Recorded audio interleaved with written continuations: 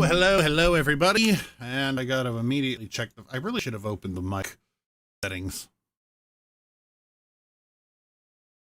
first. Oh, yeah, it's doing it again.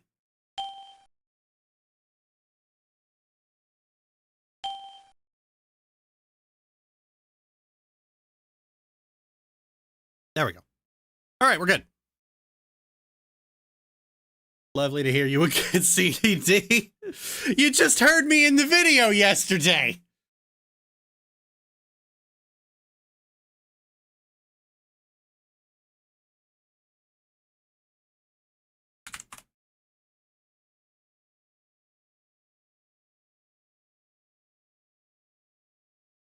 You silly geese.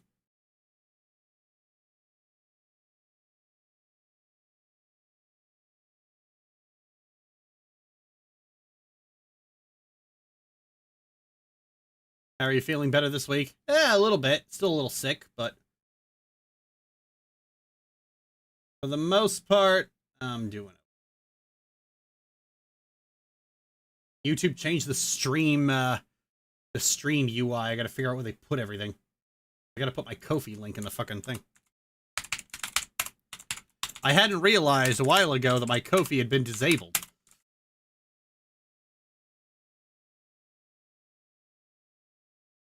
I'm a proud, silly burb. You're not burb, you're Thero. Sorry, that sucked. And I know how it feels when at a point when you don't want to agree with his... Huh?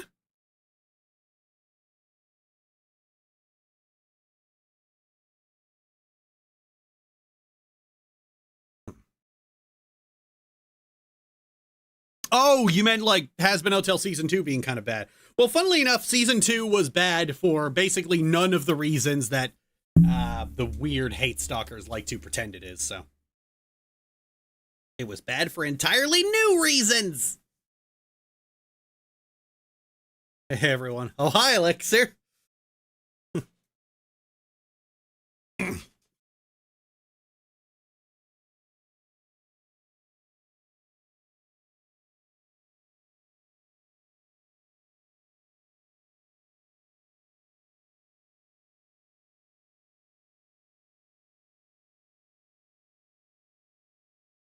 So, how'd everybody like the video?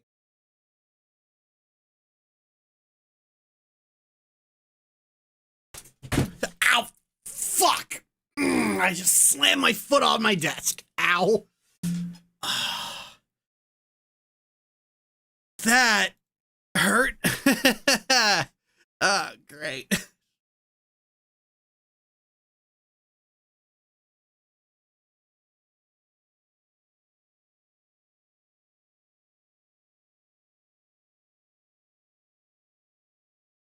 Fandom likes it, maybe, like focusing on side characters and not really giving much character development. Yeah, funnily enough. I've said for a while, fandom tends to view like any artwork as just a sandbox for their fan works and headcanons. So they tend to, like, there's a reason fandom tends to gravitate toward things that are heavy on characters and light on themes.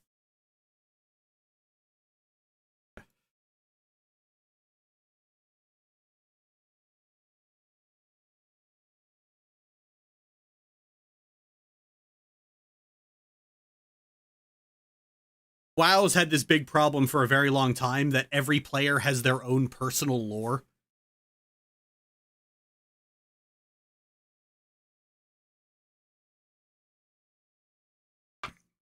Which is why Alliance players will claim that something that is perfectly well explained is a plot hole.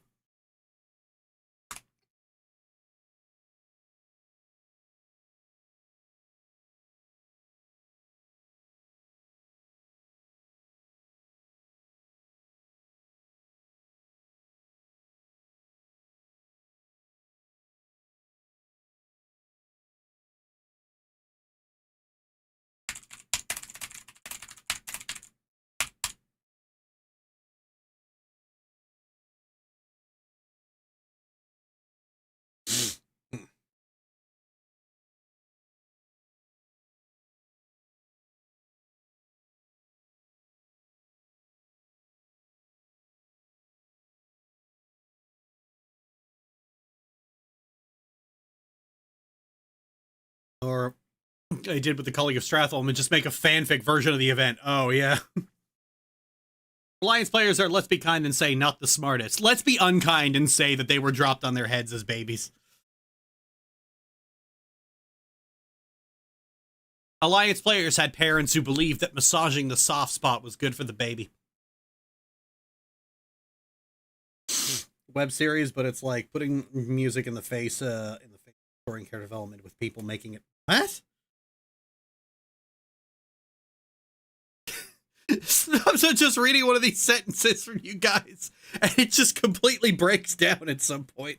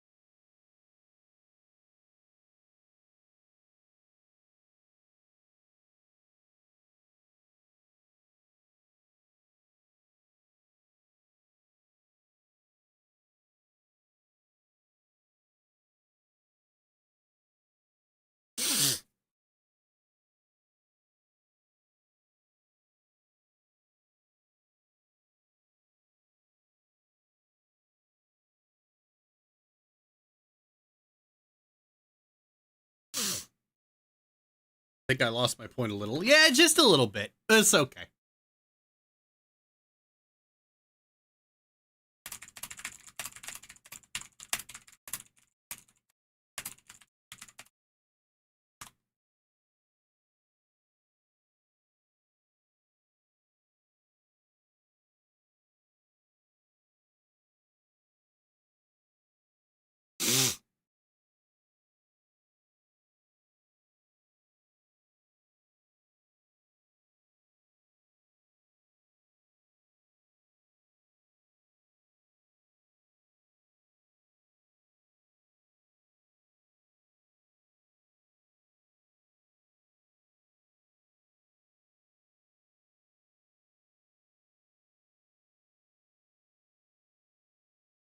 I appreciated the discussion on the music that you had for the Has Been video.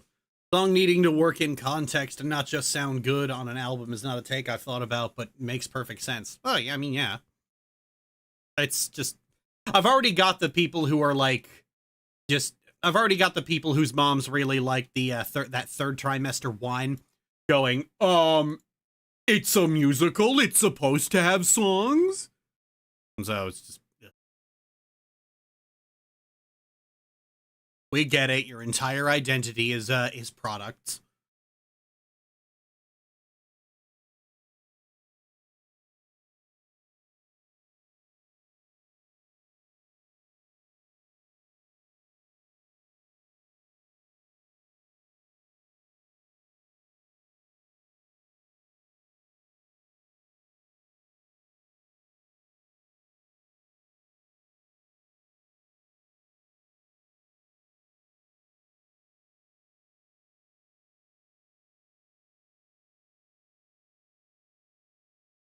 I remember you saying the same thing in the old vid about Crusaders of the Lost Mark. Music numbers reinforce an event. That's what makes them different from songs.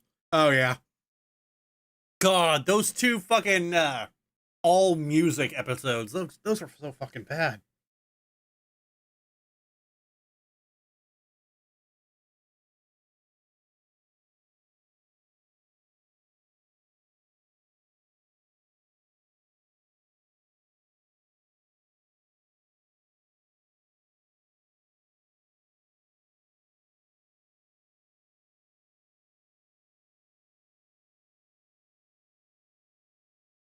The reason Arcane has replayability is literally for the animation, but that's the only great thing about it. I mean, like for me, like if you have good animation but bad writing, the animation's not worth it. I've never really been swayed by good animation. I'm a writing and character gal. So like, oh, but the animation's good. I don't care. Animation is a means to an end.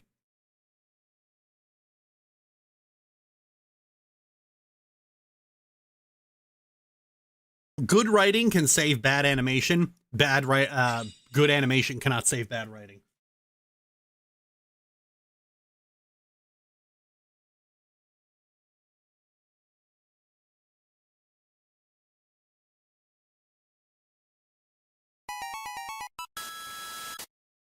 On the bright side, I heard HH Season 3 will be more about Angel and Husk.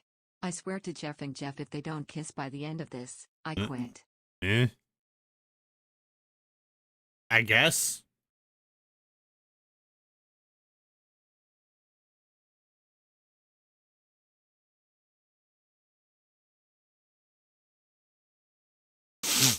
Even though the animation in Arcane is nice, I can't stand steampunk aesthetics for some reason. It's because it's overdone.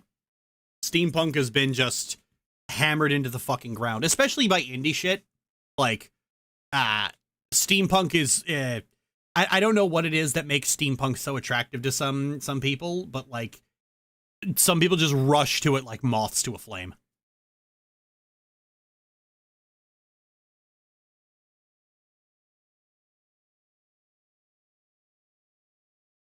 The Roaring 20s is a real fixation for some people.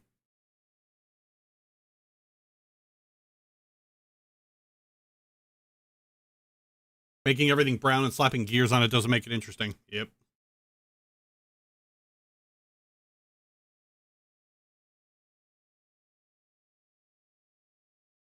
See Legend of Korra, for example. Legend of Korra was more diesel punk.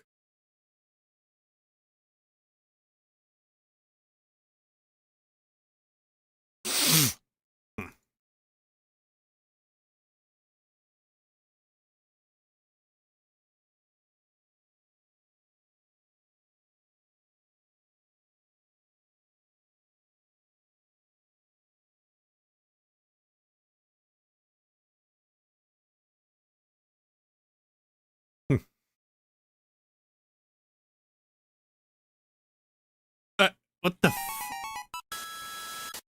Speaking of which, have you caught up on Tadk yet? Nope, and I don't plan to.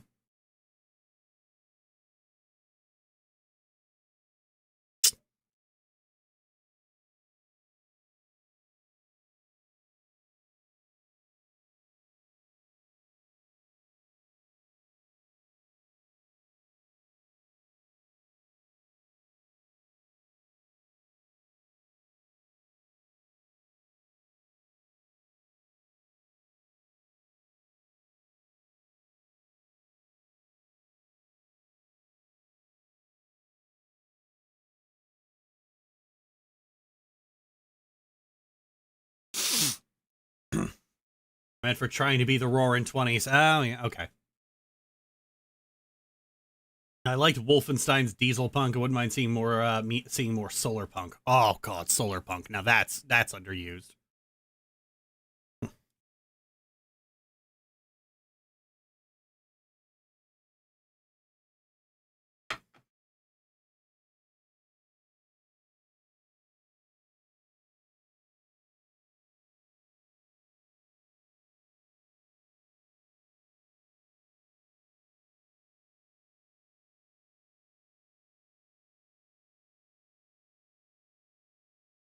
I've been working a lot on Into the Void lately.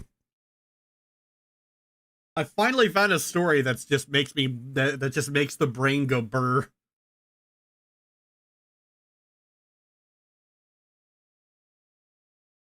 How many types of punk styles exist? Well, the problem is people put punk and core on everything now.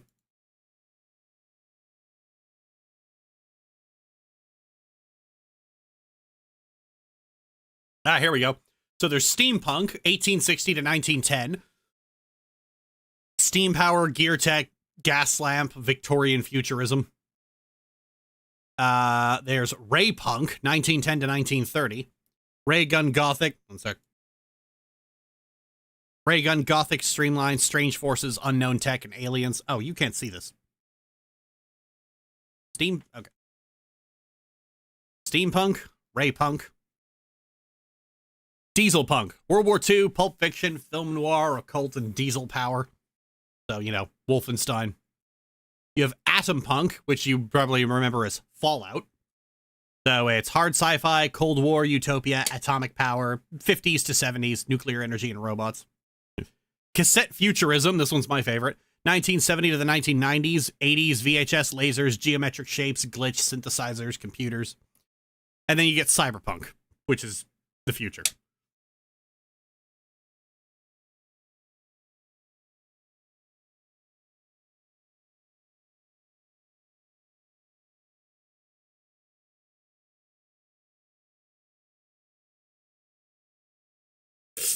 Lev and Kess sitting around waiting to exist. CD. Oh, I like them. I love them. They're so good.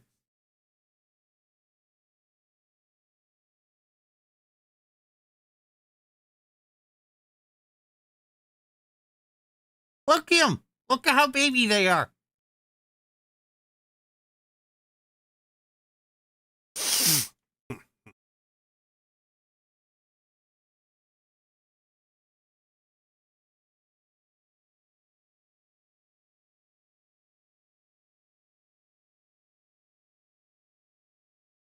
Like different tech movements. Yeah. They're adorbs. Of course, Cass has two different colored socks on. Of course she is. What else would she do?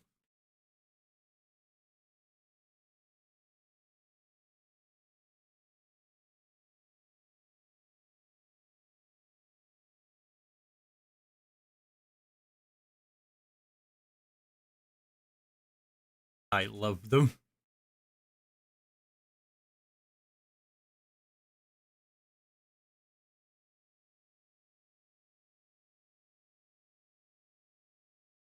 They're perfect, Your Honor. Skillets, we talking about OCs? We were talking about fucking steampunk and dieselpunk. And then I briefly mentioned I was working on Into the Void. Lexir mentioned Lev and Kestri, and now I'm just gushing. I love them. They are so good.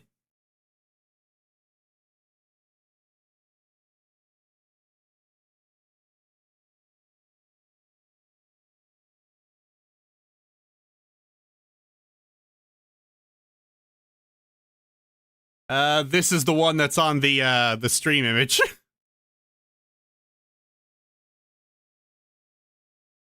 Look at him.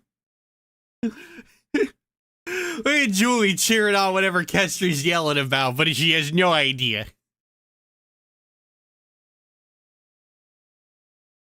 Oh, Gene, that's you. Nice to see you again. Putting punk in everything. I just heard about hydropunk.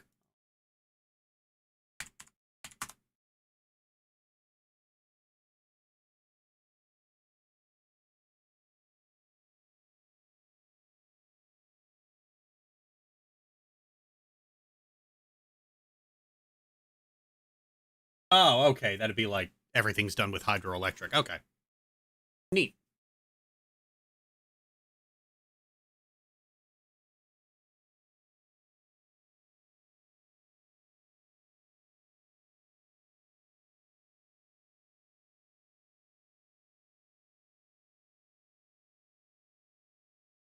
She looks like she's doing karaoke with the spoon as a mic. She's actually venting about how she's not taken seriously as a genius.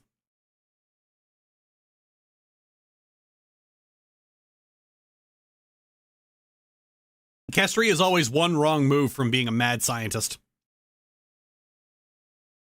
Sorry. Kestri is one dead Lev away from being a mad scientist.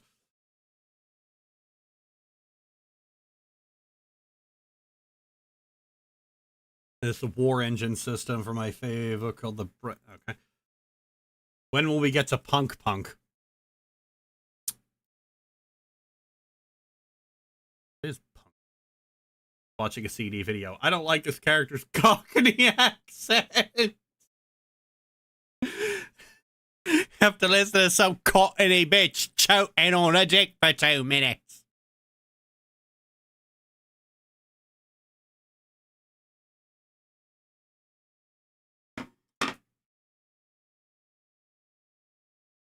I had a joke, but it said too soon.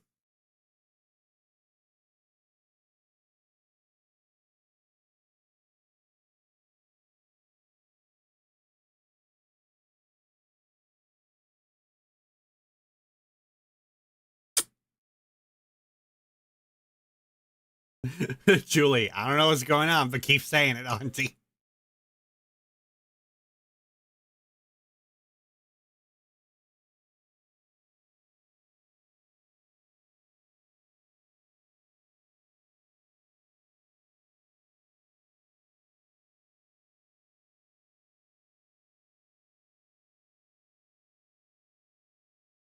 The double up on Velvet being described that way had me in stitches. Well, what else am I going to describe her with? That's all her character is. She just sounds like she's chewing on a dick.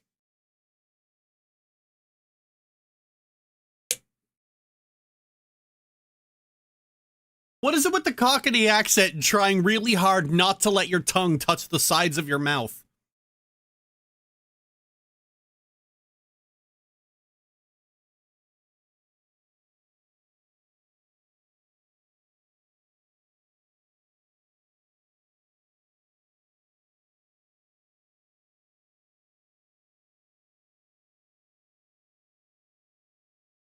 Joking tone. At least we know the voice actor had fun in the booth. I don't know. I can't tell.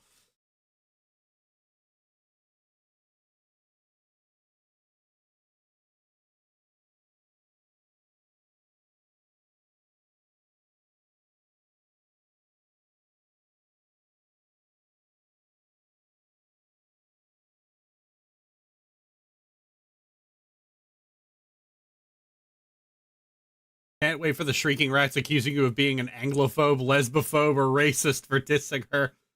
Lesbophobe? Wait, is Velvet gay? I thought she had a thruple thing going on with the other two V's.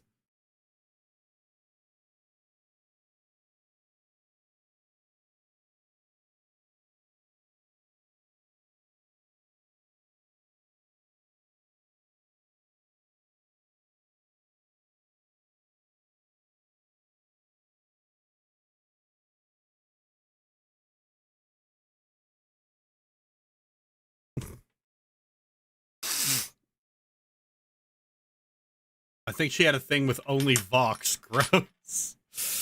Ugh. Oh, that. God, like the thruple with the V's might just be the worst fucking sexual relationship I have ever seen in anything. Velvet is a lesbian.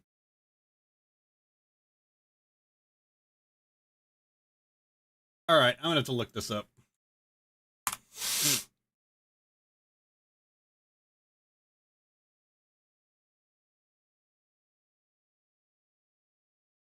Oh, oh yeah.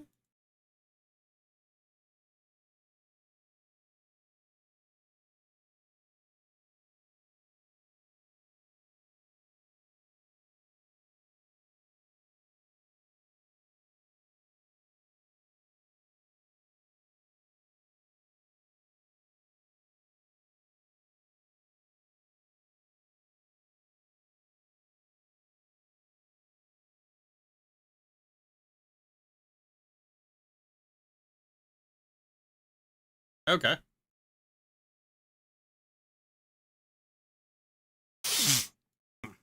Got the lesbian flag on her merch. Okay, well that's almost something.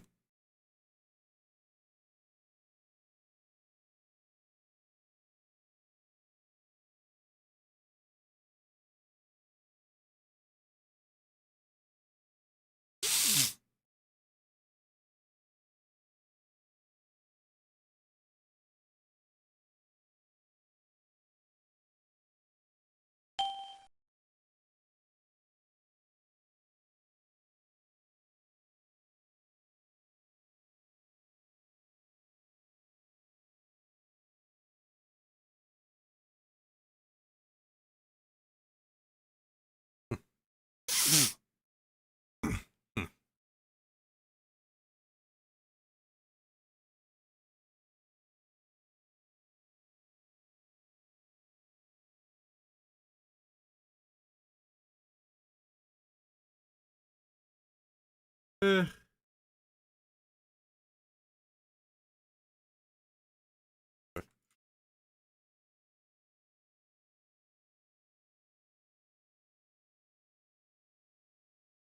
See what the show needed other full villains when the forces of heaven are for. I guess they were trying to do some does everyone deserve redemption thing. I mean, I look, I'm gonna be honest, and this might just be because this is how I feel about it, and therefore I'm biased.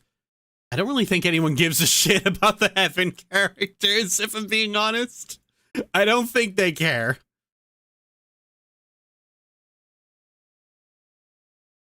You're wrong, they're all still terrible, but she's the least terrible. Oh my god, guys. God, you're like my wife. If someone dangles anything sapphic in front of her, she'll buy anything.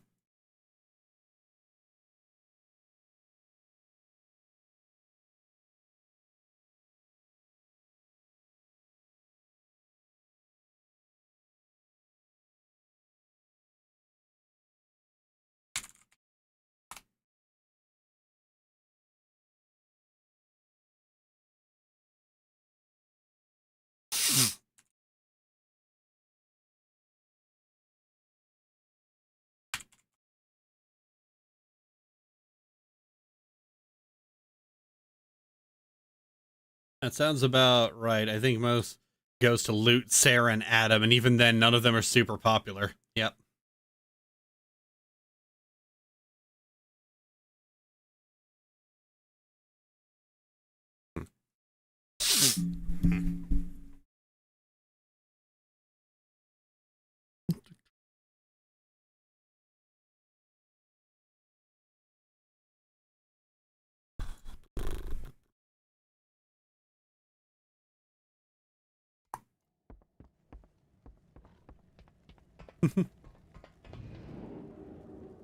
Oh, right.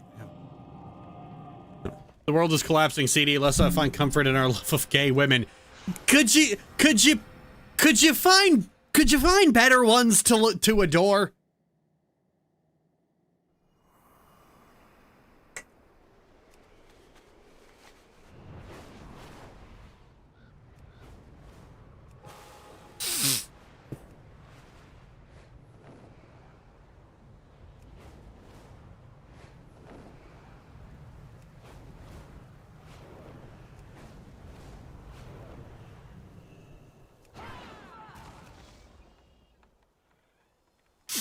I adore them all. You really don't need to. When did I put that there?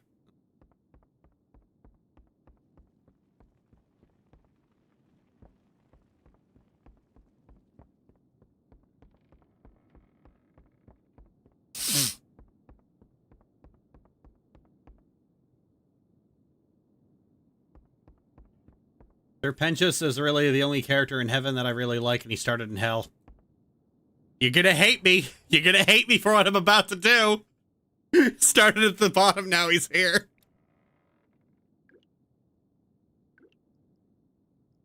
I need another thing of Forsaken Plum, don't I? Yep.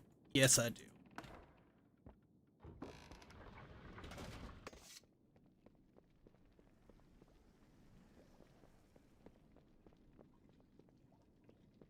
Comes to the sapphic stuff, you gotta learn to catch the bait with your hands, not your mouth. Much less painful to remove the hook.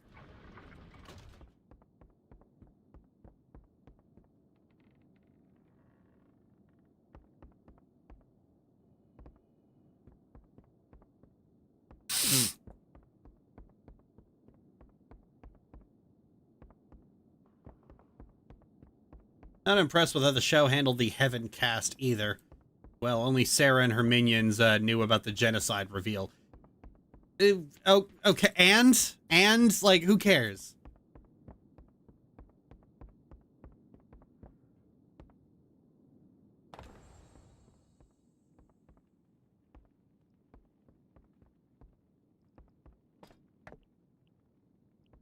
Oh, right.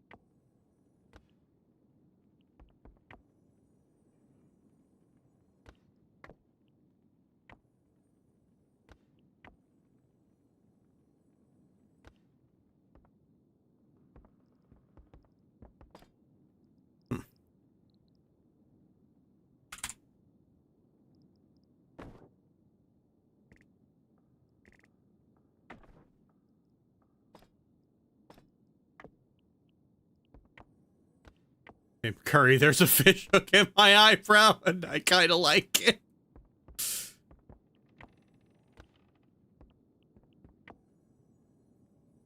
Hold on a second, I smell something burning.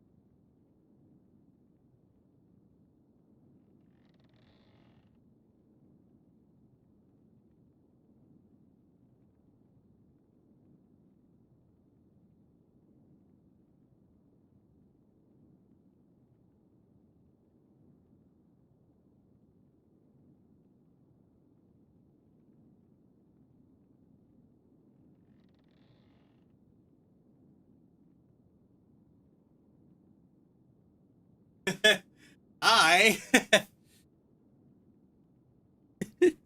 I took my hot dogs off the stove earlier, and I forgot to actually turn the stove off. It caught fire.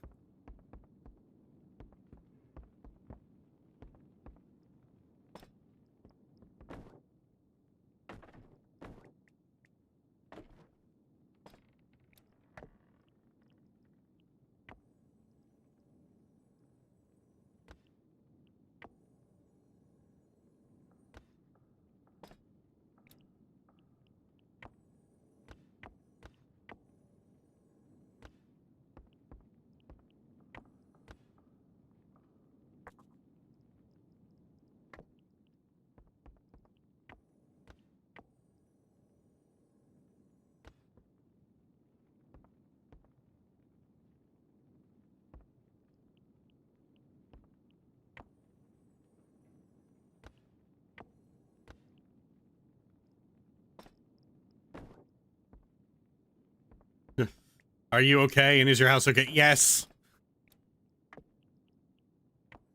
We're both okay. Only thing that's hurt is my pride. But let's be honest, I never had much of that to begin with.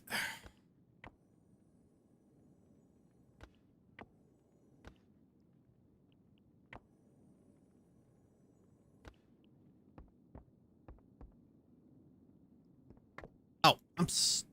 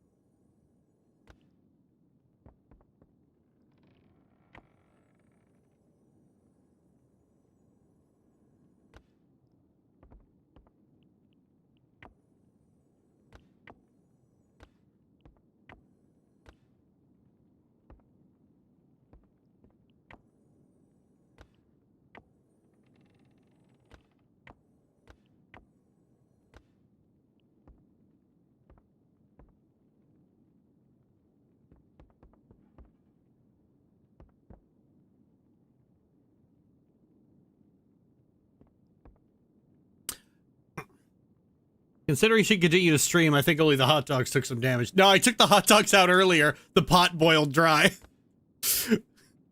Oops.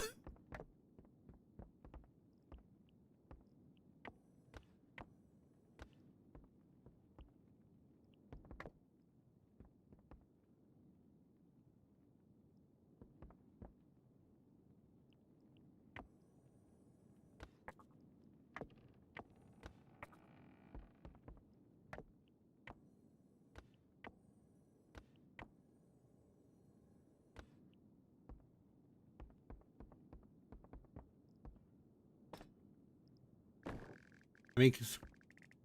yeah. I've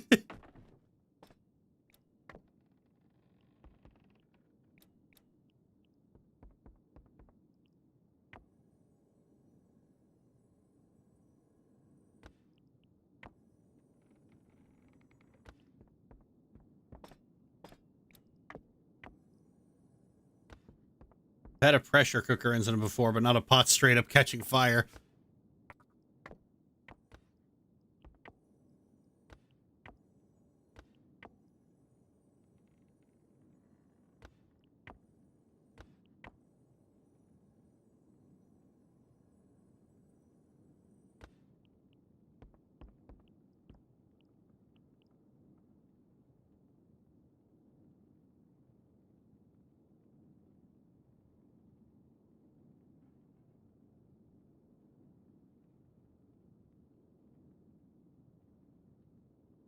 Well, that was weird.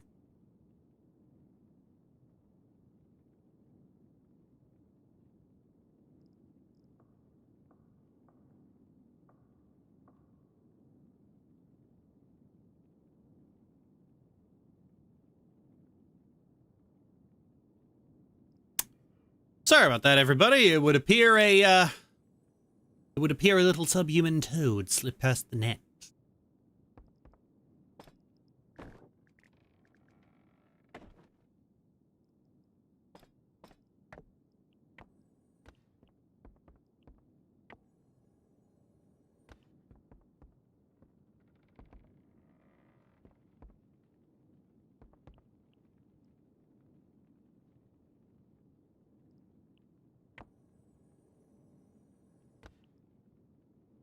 Luckily for me, he can't seem to, luckily for all of us, really, he can't seem to spell racial slurs properly.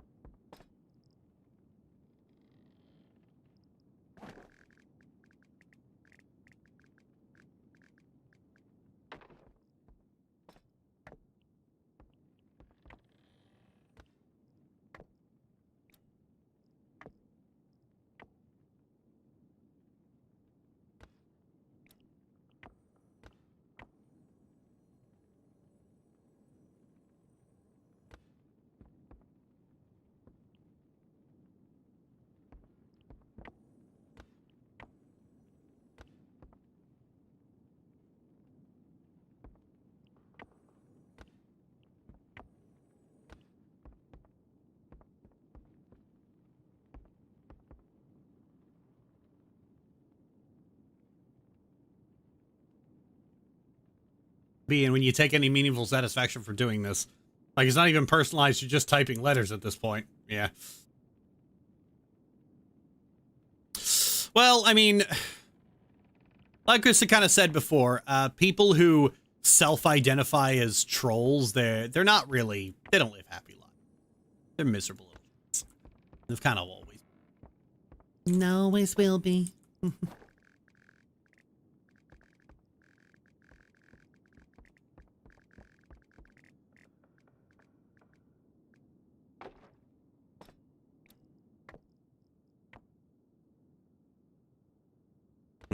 Today's episodes of Azure, we have the lovely abode of the Horde Champion, and here she comes. Autofake, get off my property!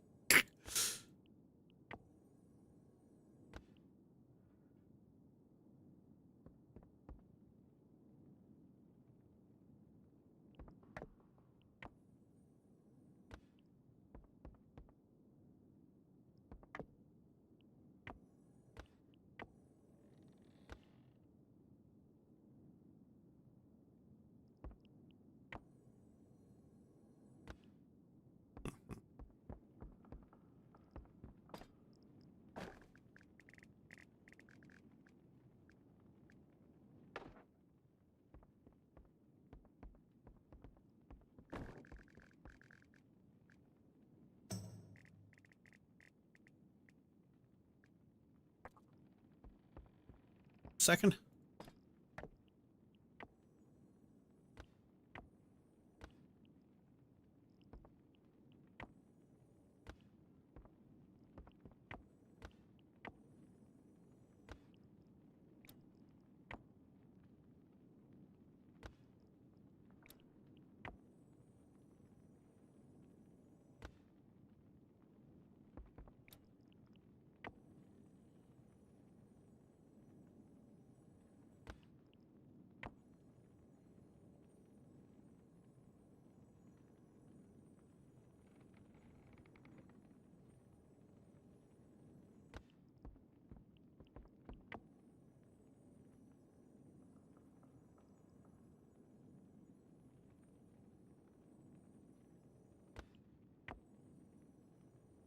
There we go.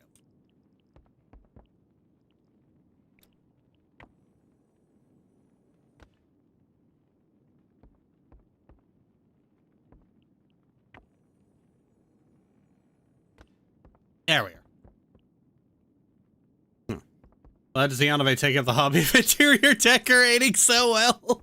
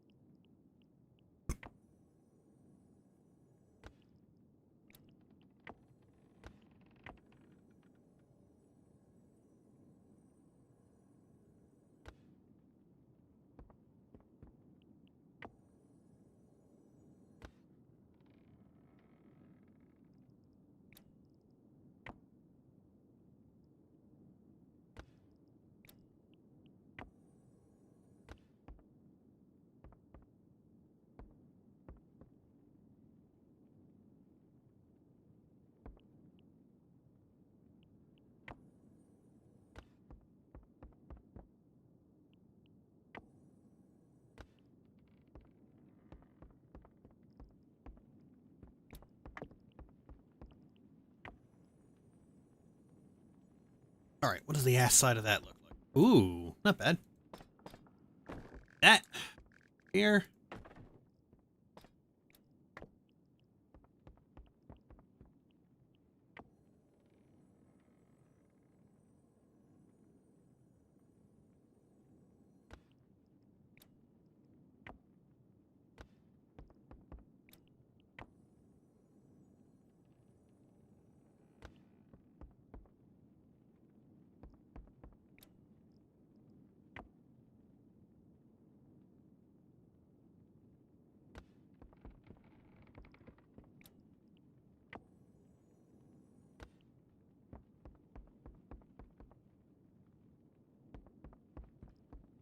You know what?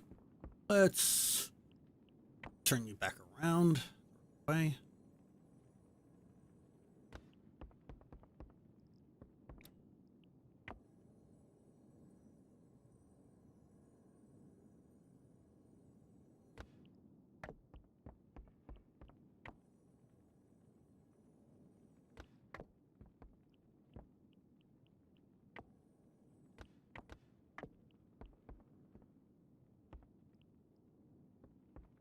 Yeah, that works.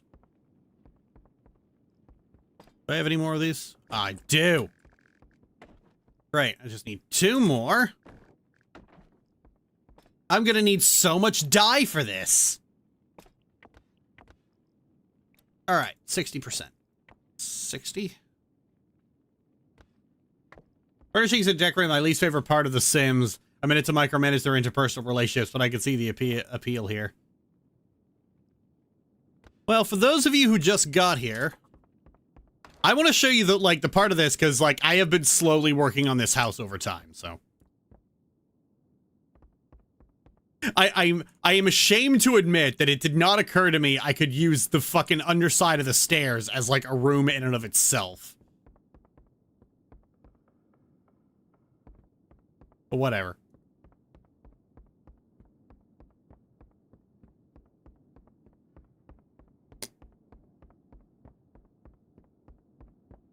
I still haven't dyed one of these bookcases yet, but like basically I put books here and a bunch of seating here. I don't really know what to call it. It's not really a living room. I guess it is kind of a living room, but like the living room is just kind of out there instead, but whatever.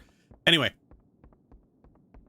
So like everything's all like lavish elven housing and whatnot, but if I slide this bookcase out of the way, the apothecary lab.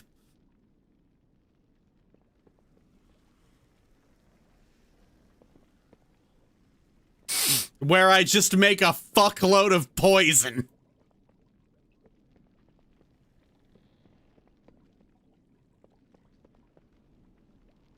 Welcome to my war crime factory.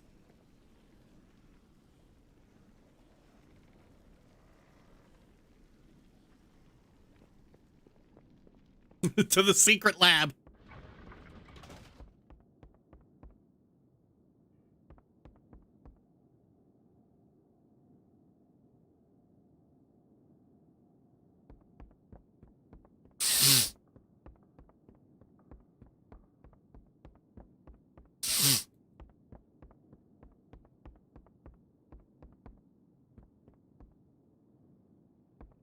Oh, actually, you want to see something really fun?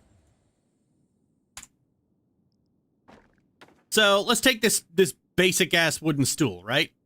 I can click on it and I can sit on it, right? So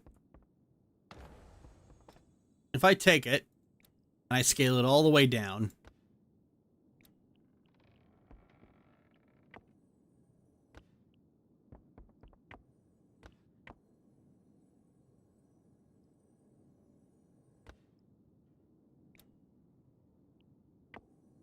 rotate it that way, turn it that way.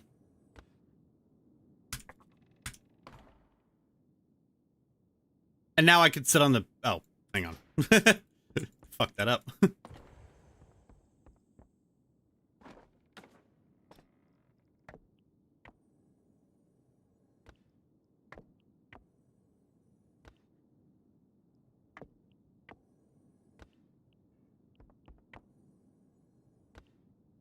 Okay.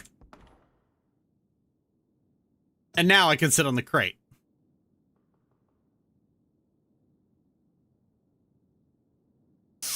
So you can basically make it so that you can sit on any object possible just by clipping a stool into it.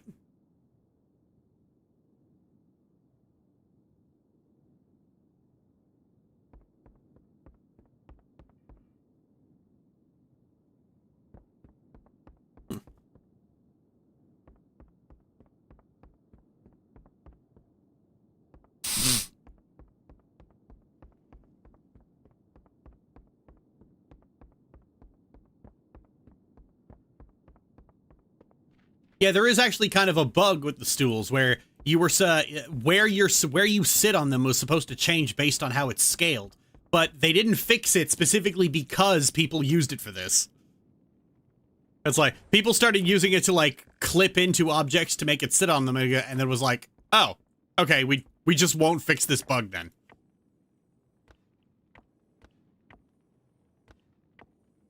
Because the fact that you still sit in the same location on the item means that when you scale it down, you can clip it in so that it disappears.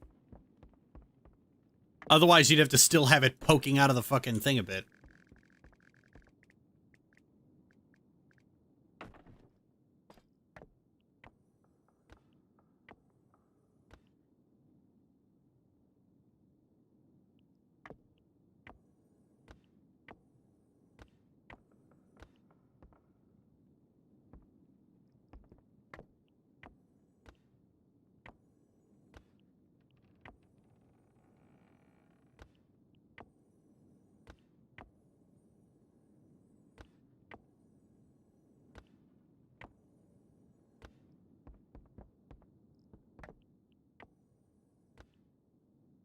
There we are.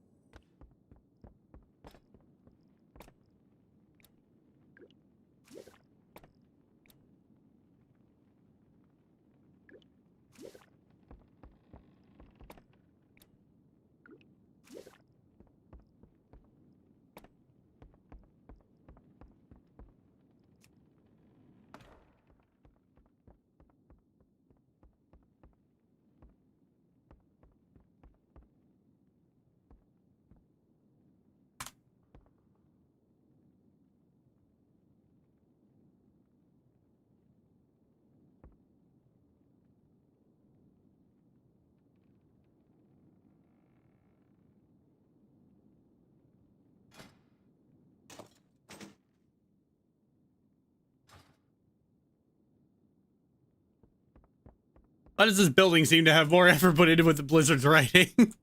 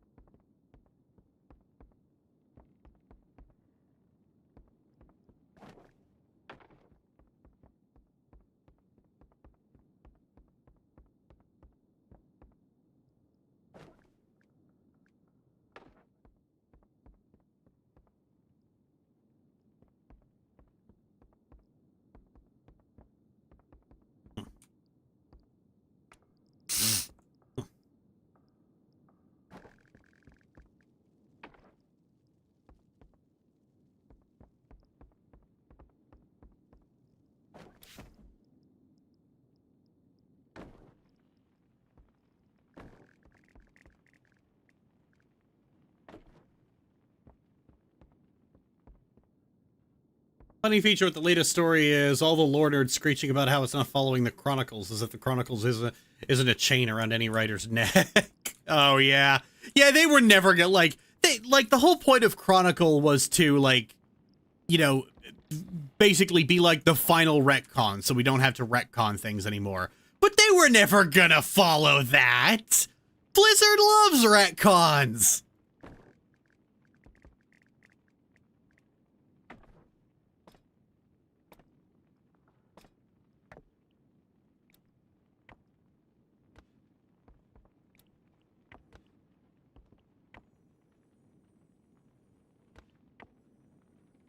Blizzard, you love retconning. It's your favorite thing.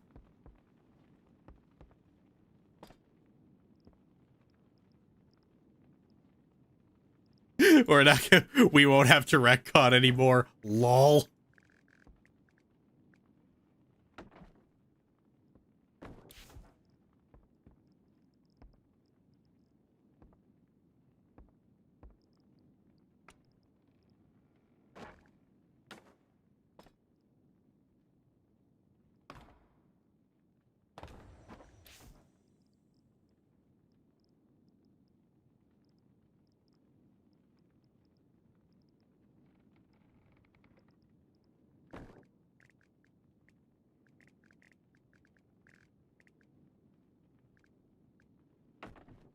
I'll have to dye these things later, but...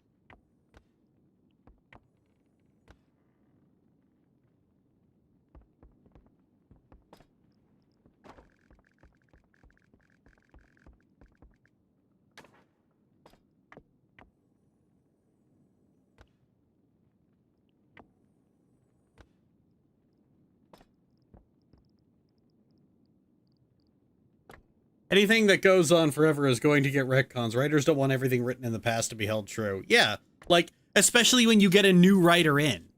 They don't want to be beholden to the lore. They want to make their own lore. That was the case with Steve Denuser, you know. He wanted to do his own thing, so he broke the lore to do it.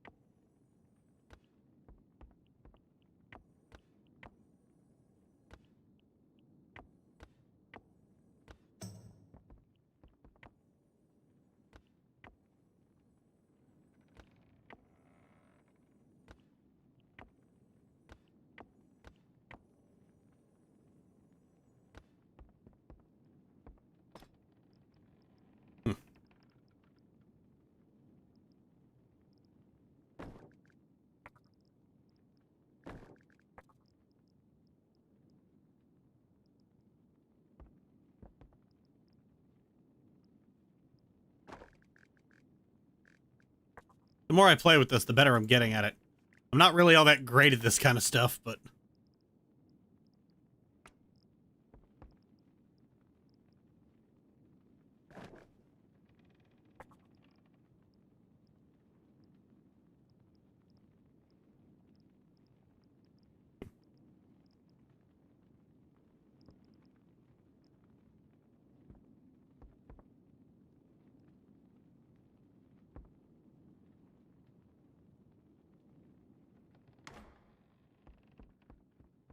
That's good for now. Uh-oh.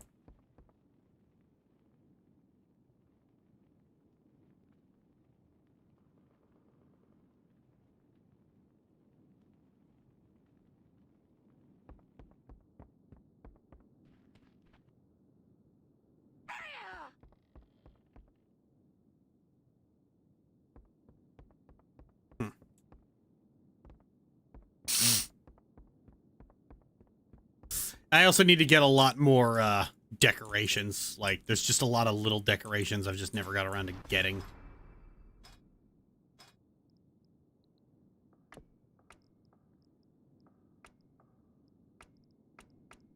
It's a shame they don't say exactly where you get some of this stuff.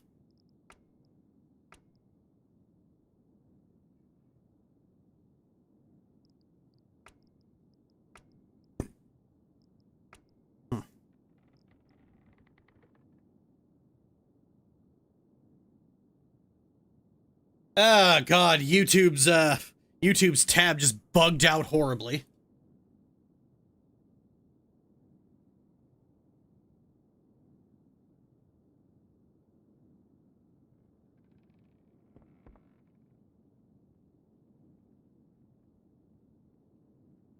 I legit thought my fucking, I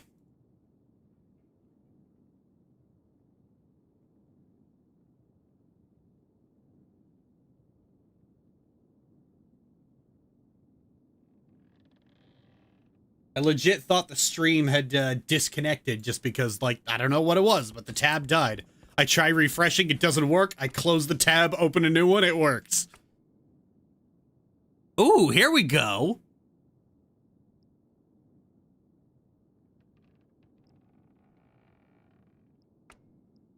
Elegant Drakthir's teacup. Gnomish steam. Okay. To cook with finery.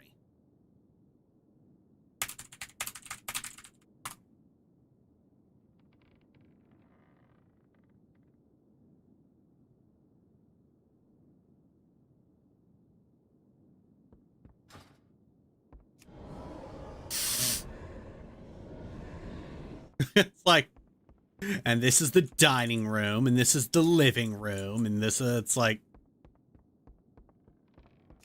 and this is the trophy room, and this is my death, and this is my portal made of death magic to another realm.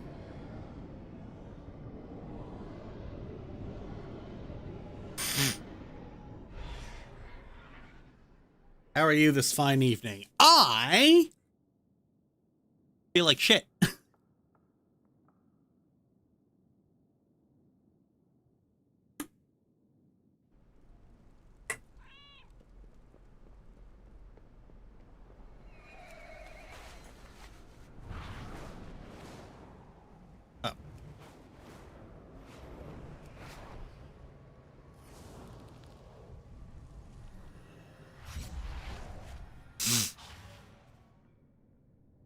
Steam-powered bed. That seems like more of a risk than anything.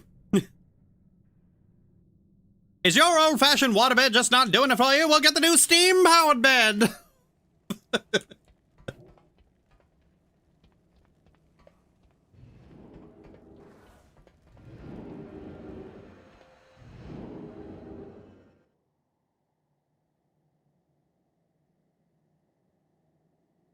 Now with 100% more lead and asbestos! Top 10 ways to kill your husband in the 50s.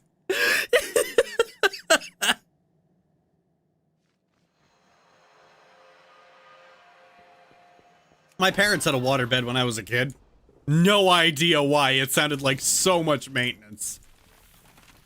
Putting sheets on it sounded like honestly seemed like it must have been a fucking nightmare.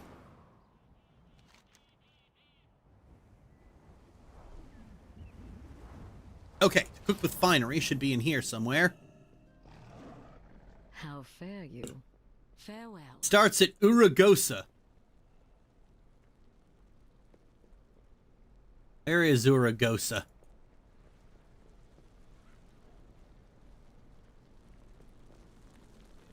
Ah, here you are. Ah ha ha! Can I offer you a fork, or maybe?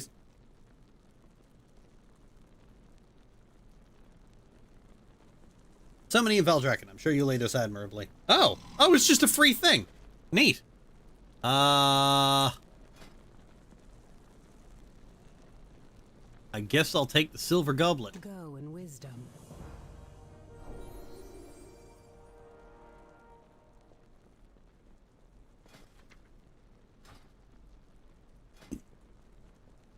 The set or a transmog? No, it was in addition to it. See? Have it right here.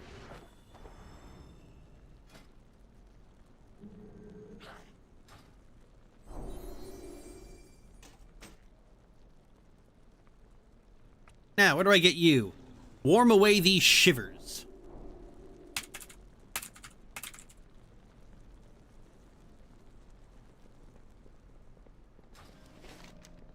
Out in the Azure Span.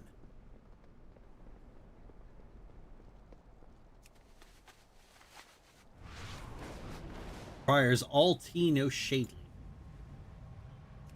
Oh.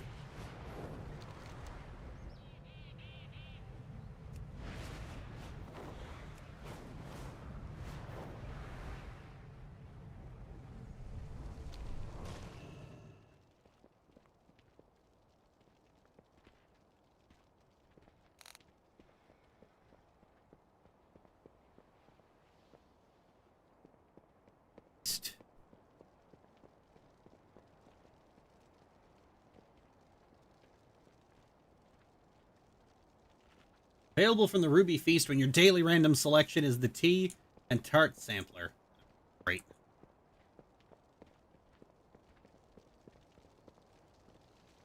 I'm listening. Beware the living.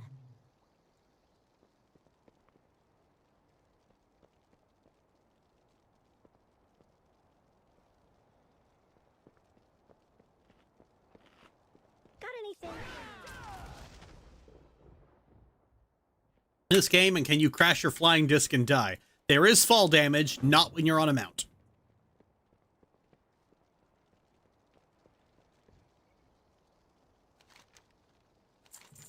Ah, here we go.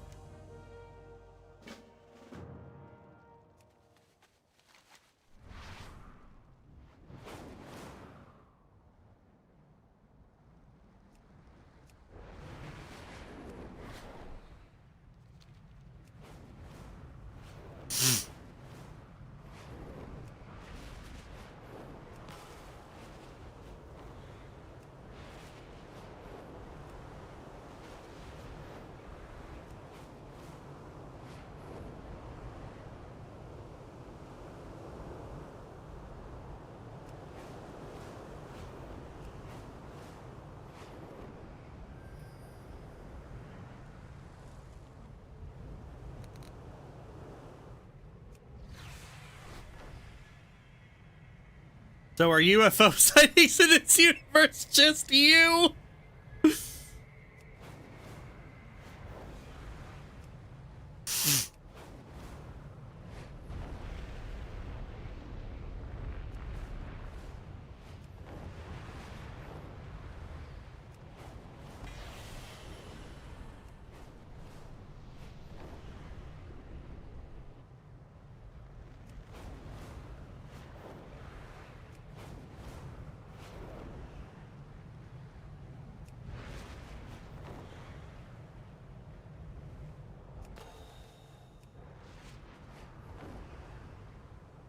With your season 2 vid, you didn't mention Vox trying to rule heaven. What's your opinion on that being the main plot? I did mention it. I mentioned the season was largely about Vox, and that I was so completely and utterly uninterested in everything he had to say.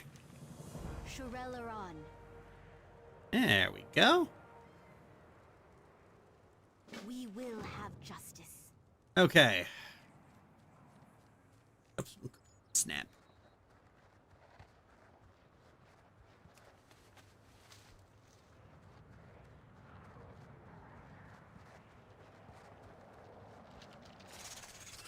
Hey.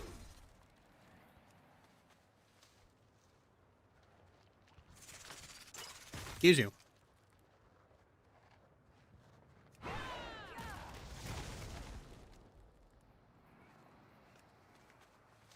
Jesus fuck. Hey, bonk.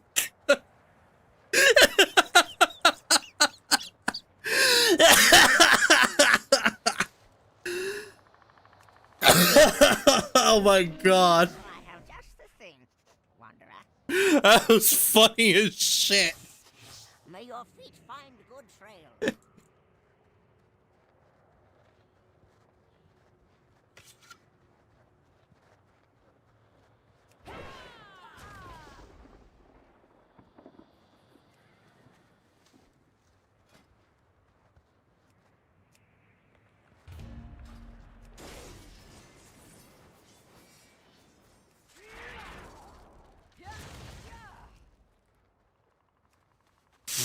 I didn't believe in you said a lot of people get angry in a series as a dark-skinned female protagonist. Then Fortnite added the best character in years and and I got it. Okay? I don't know why you wouldn't believe me. I mean, I've never been wrong before. It's so funny how often that happens. It's like, I remember years ago you said this and I was like, she's overreacting. But then lo and behold, you were right.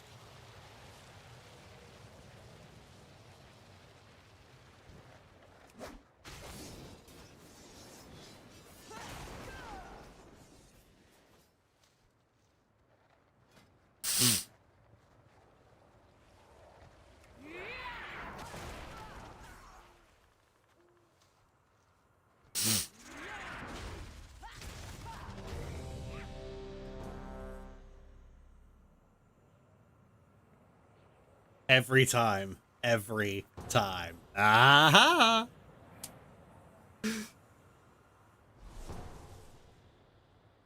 It's almost like I know what I'm talking about.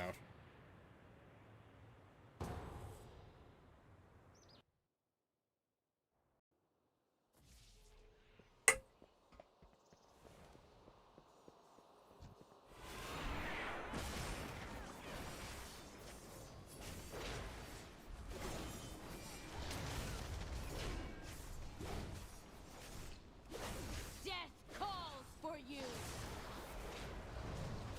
For the Dark Lady.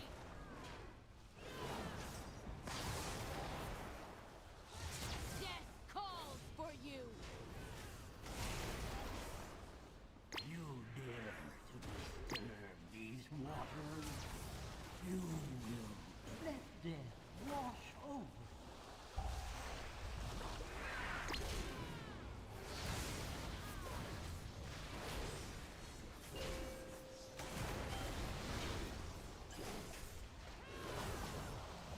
Death calls for you.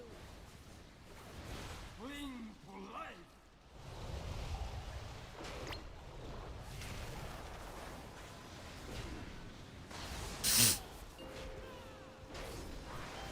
For the Dark Lady.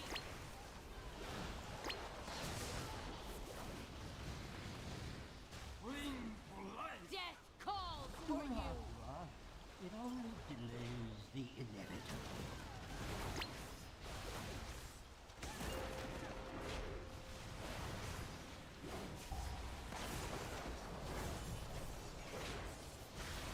Come, the water's hot. Death calls for you. Let death wash. The darkness clears. I peer into these waters, and my reflection of empty waters crave.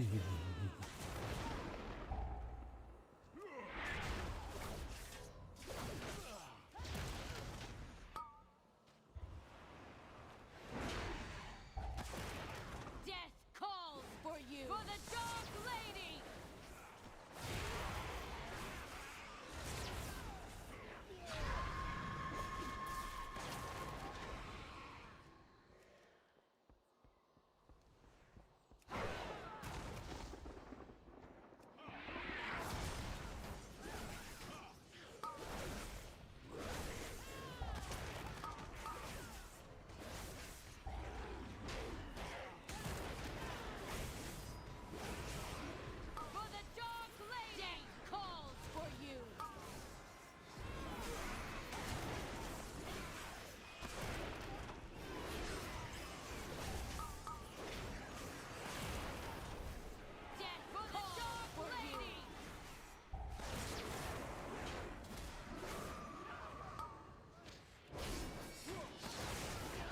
Wish we had, it's starting to snow. Wish we had snow here. When you hear grifters complaining about, it's like, people are still upset that Jones the White, it was, god damn it. Fucking distracted. Death calls for you.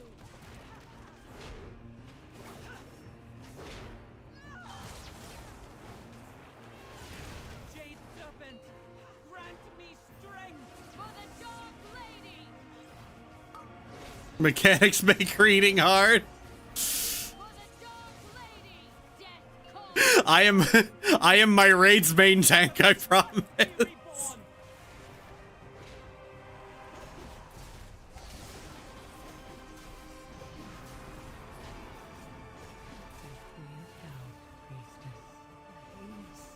reborn. Death calls for you.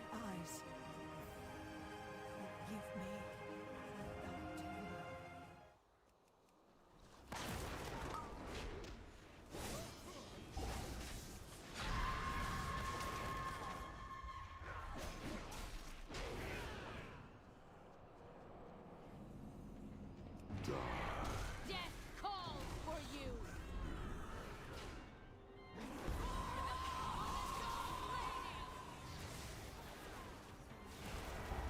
Death calls. I've been known to be pretty distracting. Honestly, like, the final boss of War Within was pretty fucking good.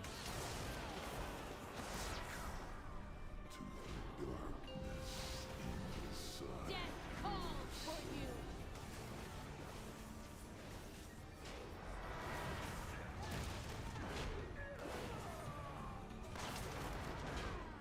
Death calls for you. For the Dog Lady. Escape me. I am in every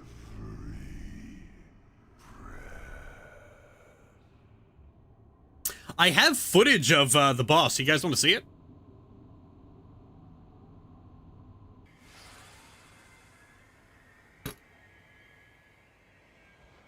Hell yeah. All right.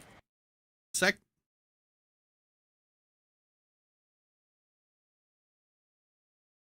It also had its like. It also had like everyone. Fuck. Everyone who did guides for this boss always said, "Turn on your music," because a lot of people raid without music. Is the boss a spider? It is not.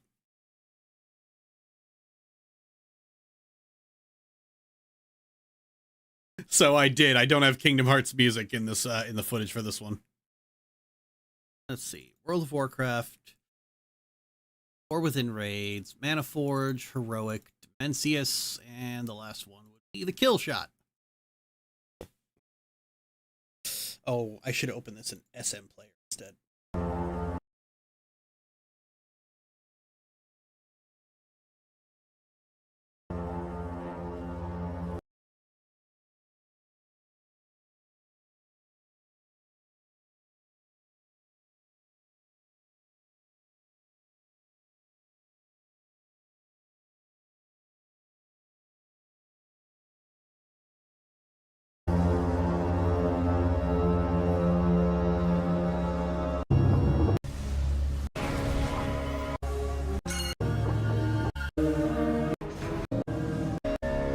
Five, There four, we go. 3, 2, 1.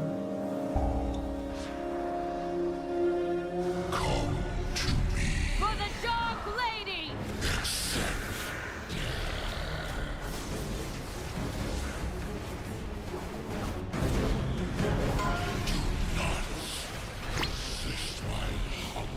So this first bit here introduces you to like the main mechanic of phase 1, which is you kill the ad and it drops excess mass. Somebody has to pick up the excess mass. Now, when that happens, when you, at certain points in the fight, Dimensius will do this, where he tries to devour you by sucking you into his chest pussy. But if the players with the excess mass come together, they form collective gravity, and and you're basically just, you're too heavy to be sucked in.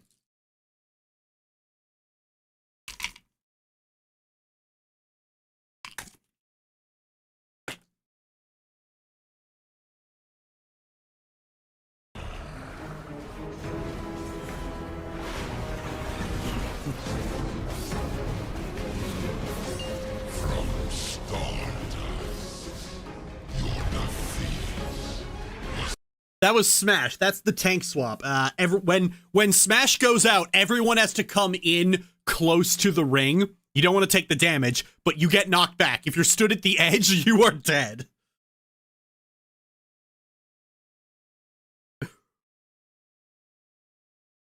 And so the rest of Phase 1, and indeed Phase 2, is largely just doing damage to the boss while managing all the different shit he throws at you. It's deceptively simple, funnily enough.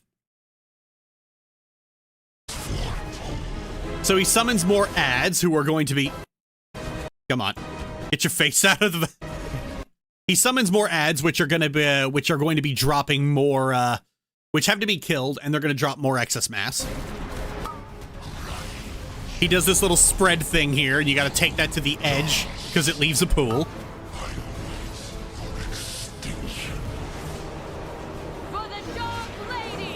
And then we get in this, we soak it. And now gravity is out, so this is what happens here.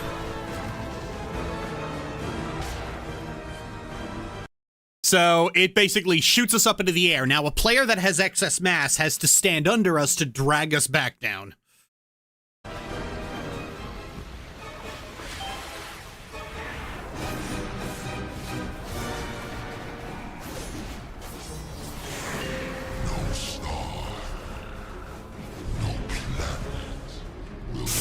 And then that's it. It just cycles through that.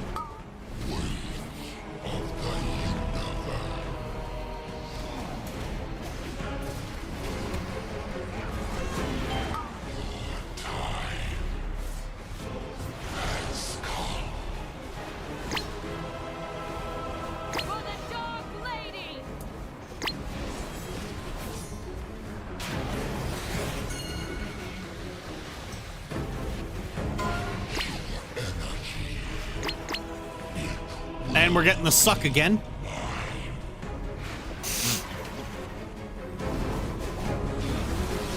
Is it viable to have your camera at an angle where you can see the boss in full during the fight? Not really.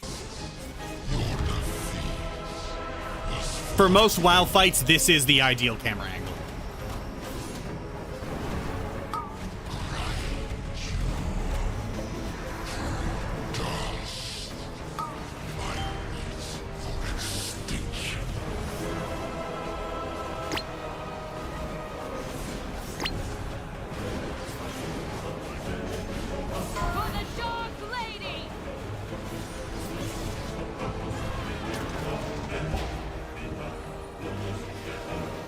I gave my raid leader a fucking heart attack doing that. Cause like standing at the edge where I was, if you get shot up, you slowly move toward Dimensius. And if you get close to him, he gives you the suck and you die. So I was just like, okay, I got it. I'm gonna heroic leap over with 1 second left so I get more uptime on the boss. And I heard my raid leader yelling at me, Anime, get over here, Anime, no! It's like, and then I jump over, it's like, you're a bitch. Because we had wiped on this fight, like, how many fucking wipes did we have on this? That's the kill. Yeah, like, 61 times. And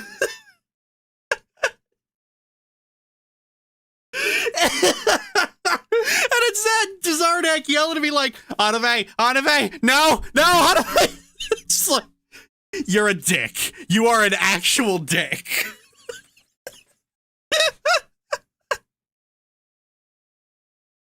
This is a neat way to get a better angle of action. 61! Yeah, 61 wipes!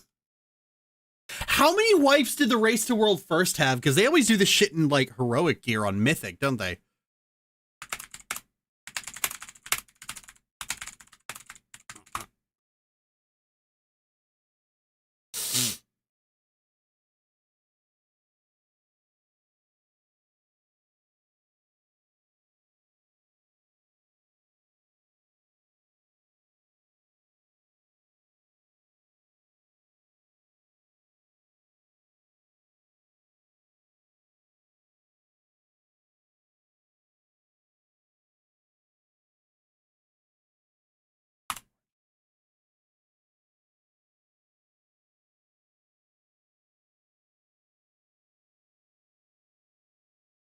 Let's see.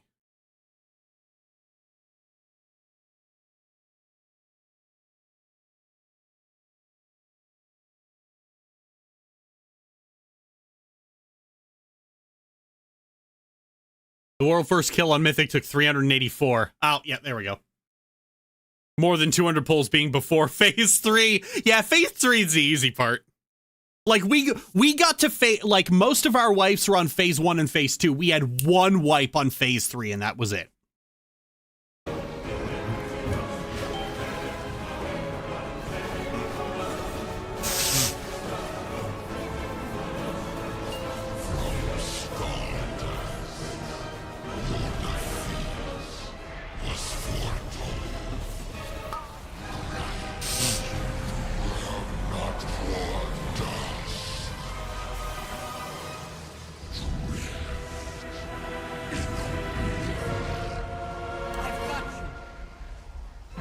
Now this is phase 2. So we're basically drifting in space with Dimensius is planning to just suck us up like a black hole. But then Zalito's just pops in and just saves us, and now we get to fly right at his fucking face.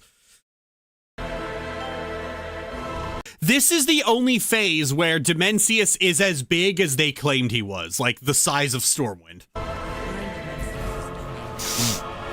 So stay close and listen to me.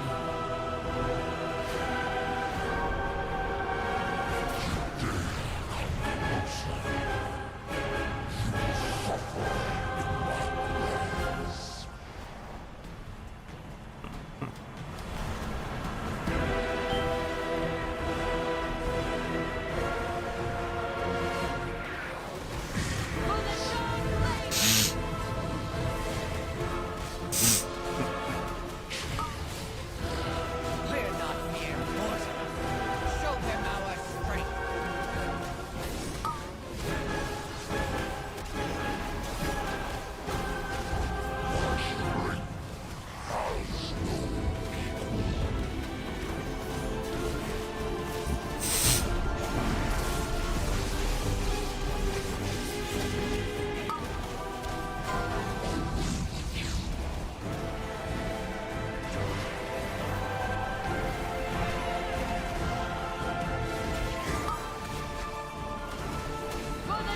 Now, the mechanic here is actually pretty simple. So he spawns this little X of Void Wardens, and we have to clear one that lets us go from side to side, as well as one that goes from back and forth.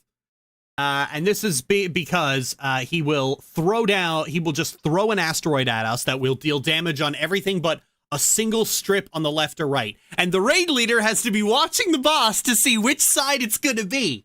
And he'll say, left, left, left, left, left, or right, right, right, right, right. We have to go right to the very end of it. Then he opens then he starts shoving us back, which is what this one's for. We've got to use speed boosts and everything to not get pushed off the back of the fucking thing. The whole time we're killing this ad.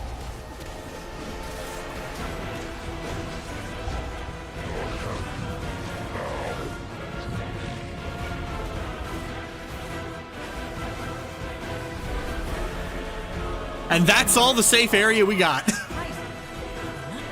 Does he ever switch from left to right mid-charge up? He does not. And try to stay.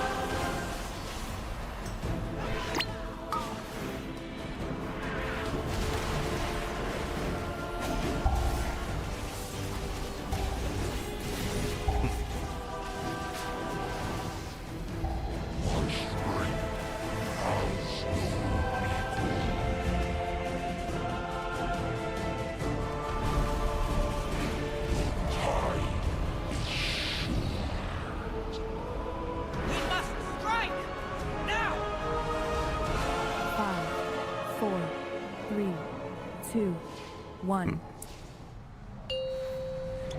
So, this is phase 3. Funnily enough, the music gets the most intense, but this is also the easiest part of the fight, mechanically. This should took 18 minutes. Is that comparable to other final raid encounters?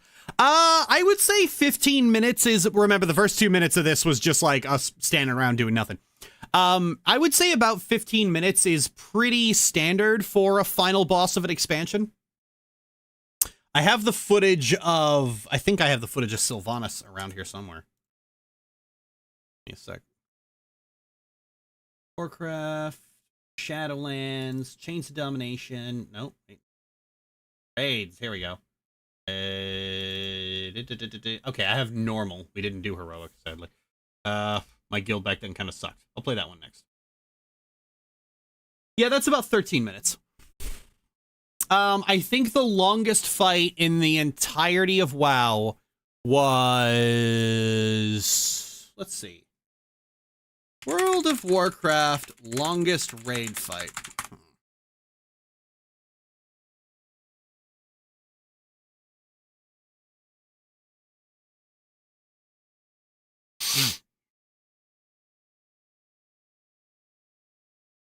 Mythic Garrosh took over 16 minutes.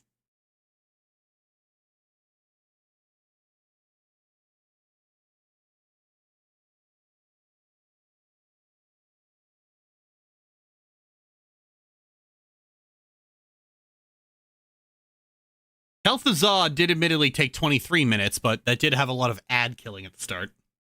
Whatever. Oh.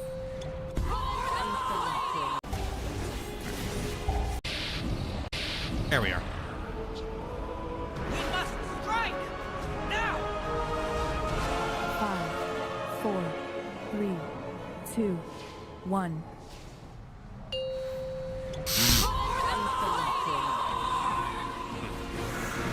Nanoforge is stable. What of Dimensius? In hand, not for long. We must keep him from regaining power. Your continued struggle is meaningless. All portents seal. The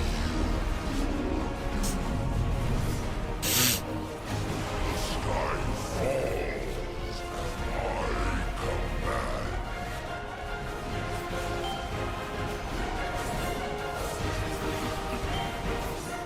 I come back. For the Dark Lady!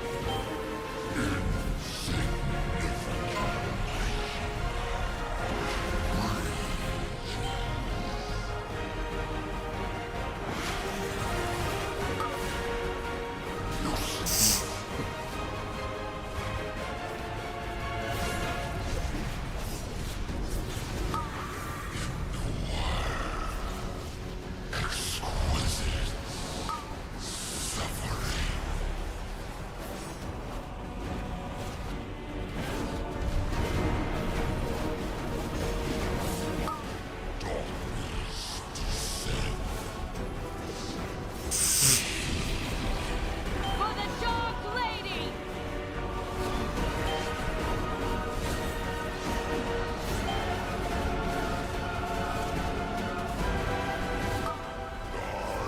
Down to die, died.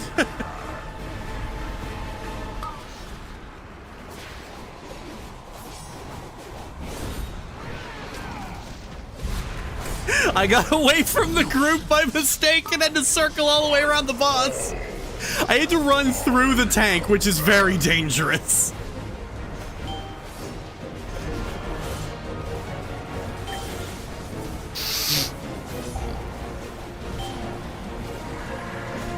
For the Dark Lady!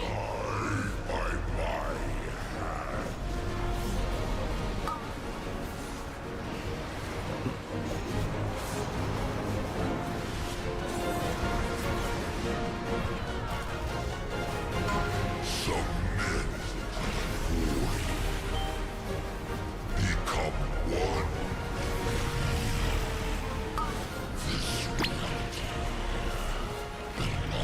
Hey, there we go.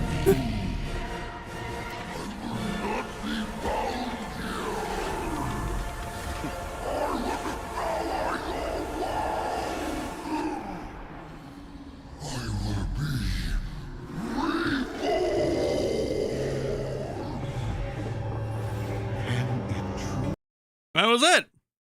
After 10 minutes.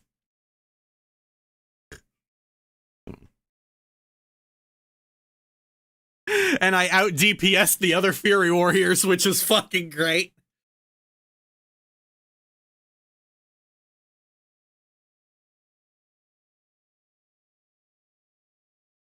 Funnily enough, that is not the hardest fight in Manaforge Omega.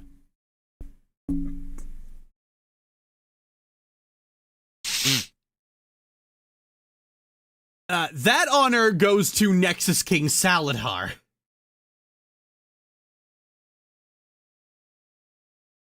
How many times did we wipe on Nexus King? Only 41, but honestly, it was so much harder. Oh, fuck me. 5,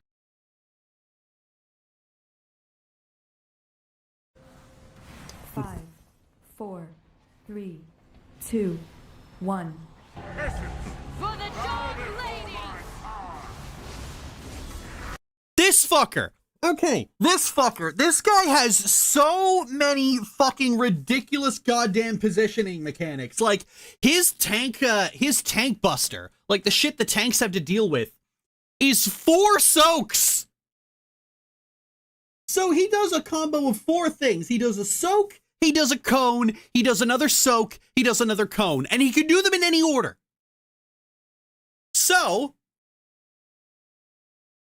a tank will, so he'll do the soak, and the tank has to bring it into the fucking raid, and while he's doing that, the other tank has to taunt. And then the cone, you gotta bring it out of the raid. And then it does, another of each. And oh my god, we had to wait so long for the raid, for the tanks to get it.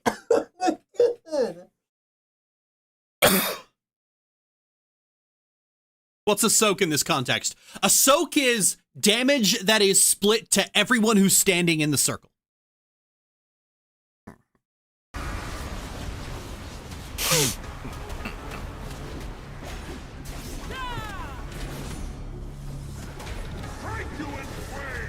So he takes the cone out, another cone, and the tanks have to just keep juggling the boss.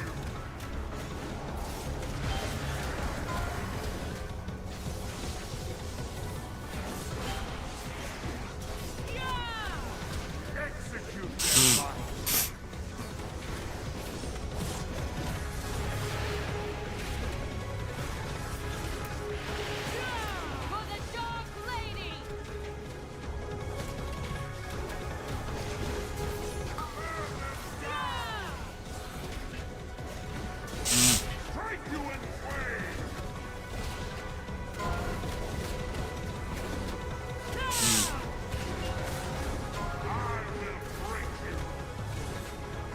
Is the music from this boss, or is it your playlist?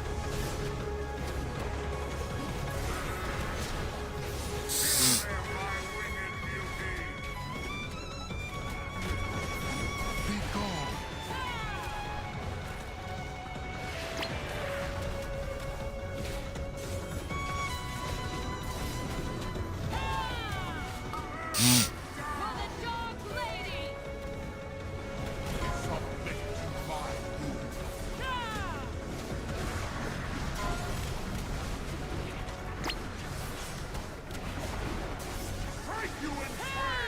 So yeah, a lot of this is, as you can kind of see, there's a lot of everything going on around you.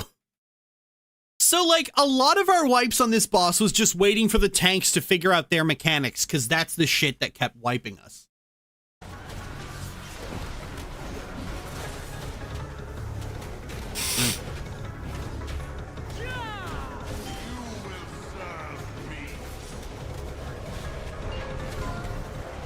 Now comes the worst part. 3, 2, 1.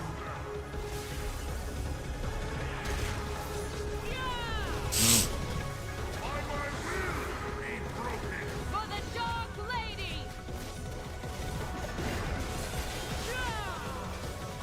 Be gone.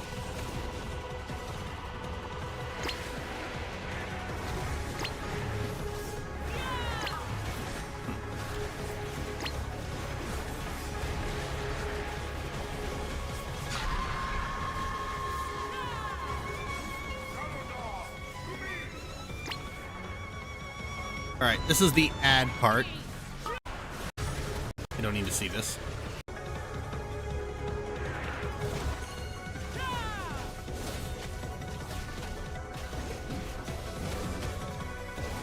For the Dark Lady!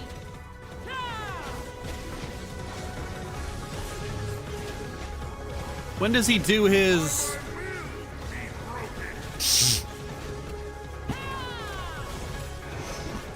Be gone.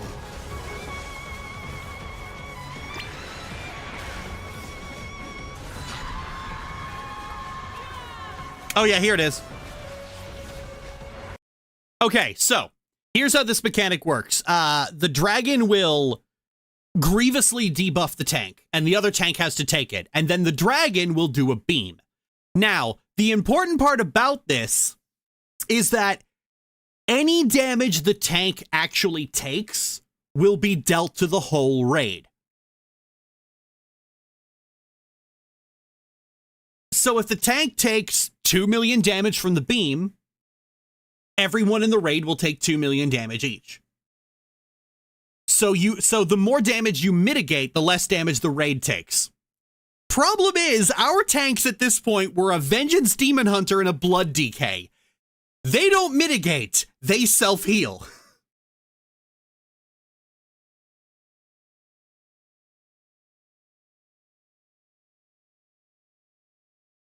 Some friends, or did you just join a group that was doing the raid? Oh, this is my guild.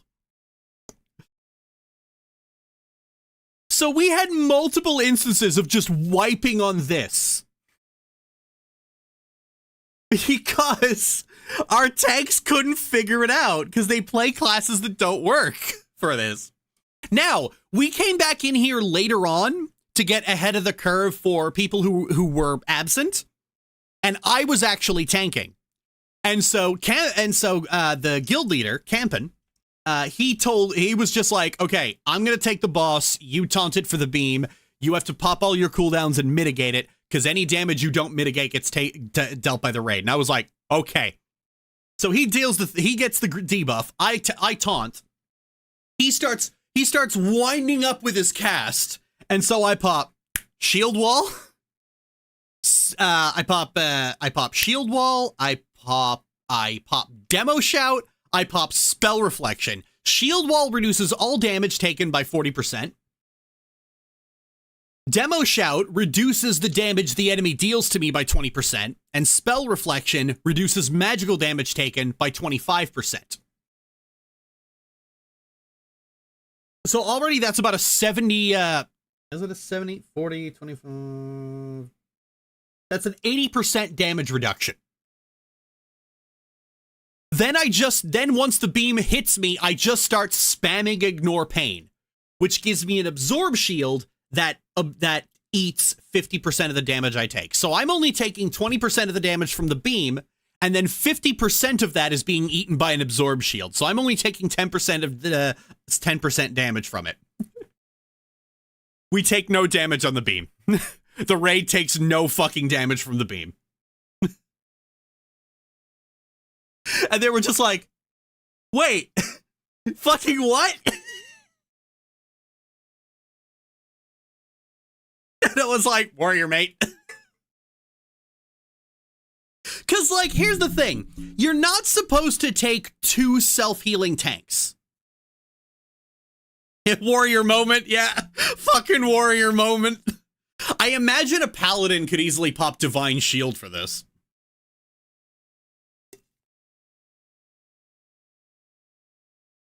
But yeah, warrior moment. Because the thing is, like, so the tanks are kind of spread between mitigation and self-healing. The warriors, the paladins, and the monks, they mitigate. And the DKs and the Vengeance Demon Hunters, they self-heal. You're really not supposed to have 2 self-healing tanks. You do need an actual mitigating tank in there. Which we are going to have. I'm actually going to be the main tank next expansion, so...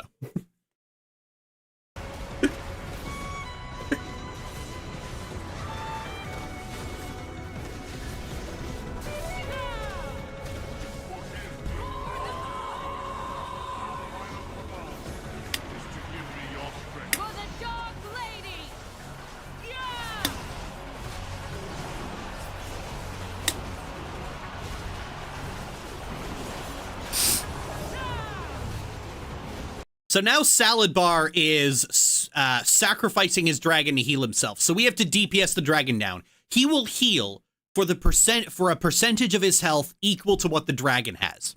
So if the dragon has 10% health, he heals for 10%. If we kill the dragon, he eats shit.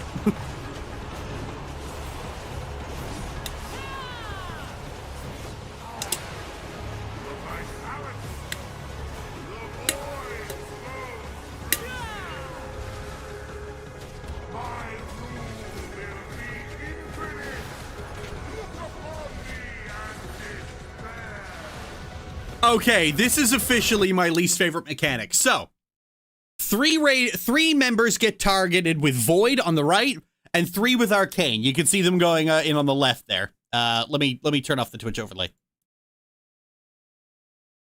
So you have to align yourselves perfectly because because it summons gravity orbs. You'll see it in a second.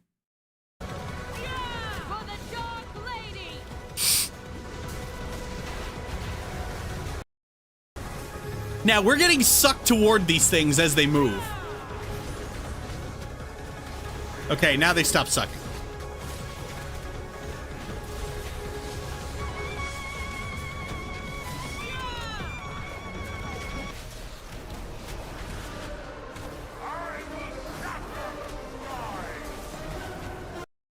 So now he's casting Starkiller. So you see this line. Somebody gets targeted with this line. With this blue line running out of him here. And you have to move it to one of the stars to destroy it. Problem. It also deals damage to you. So, and it deals damage to anyone in between Saladhar and the star. So not only does everyone have to point it at a different star, they can't hit anyone else. And they can't cross the streams.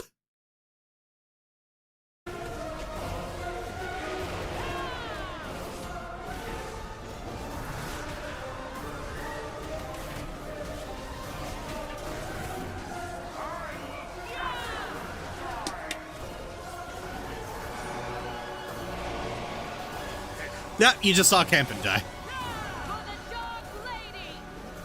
Pay attention. Oh, yeah, I got the Galactic Smash this time.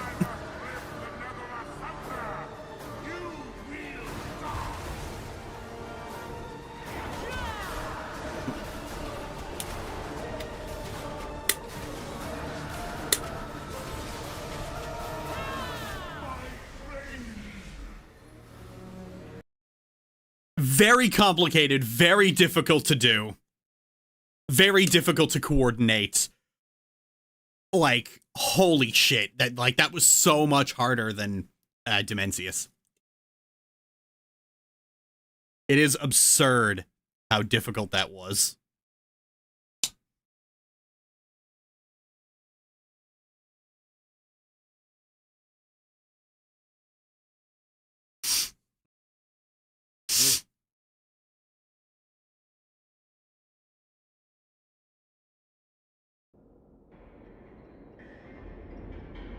Every time they do end raids, there's always another final boss.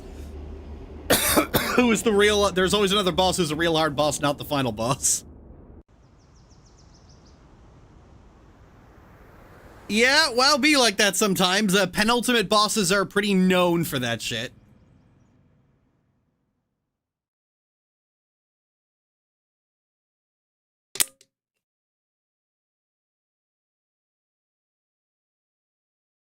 Unat. Oh, yeah. Fucking Unat.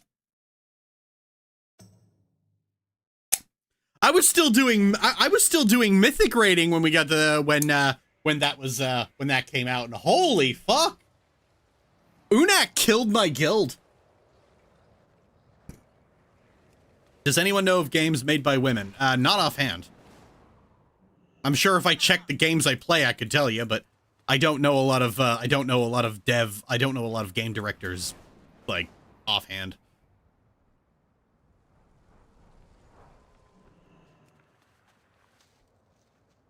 Unat is the real guild. Oh, no. Muru was the guild breaker. Muru killed hundreds of guilds, and not a single fuck was given.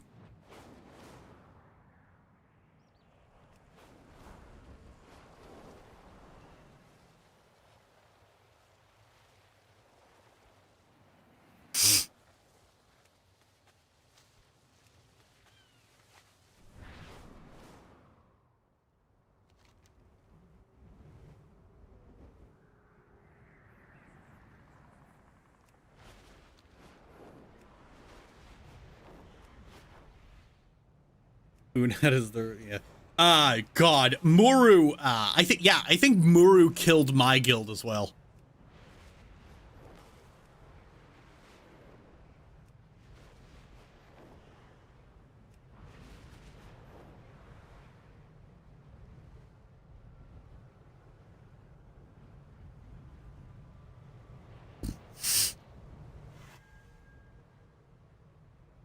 Wonder if we could put them up against each other. Here's the thing, though. Unat was a fun boss. Muru was not. Muru was not only extremely difficult, he was boring as piss. One of the worst bosses ever put in WoW.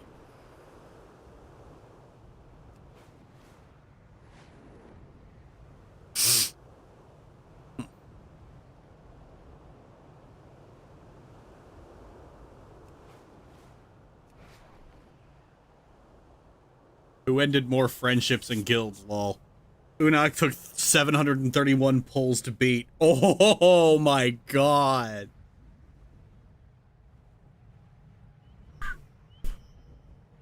I think they did say somewhere they made Unat specifically for the hardcore of the hardcore. Did Foot Fetish McGee ever do anything, or did she keep posturing? She attacked the Sunwell, but then she kind of just ran off.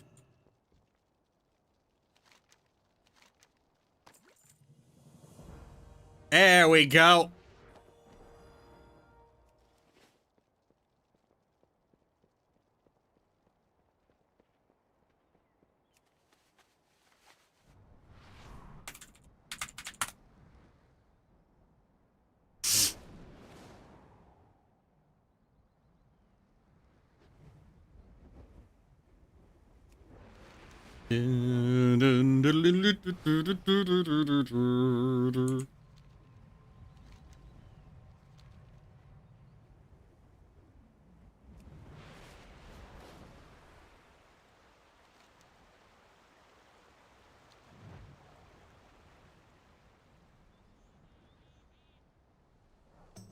I also remember pre-nerf Cthulhu.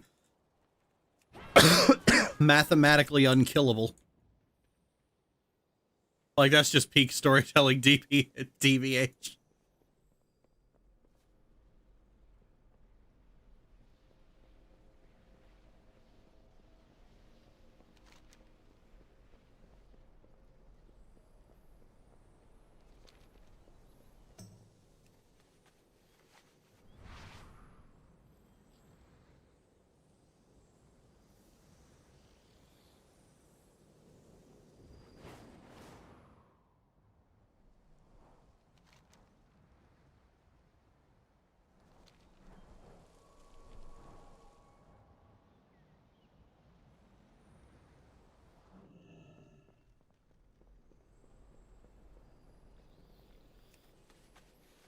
Inside the parting glass.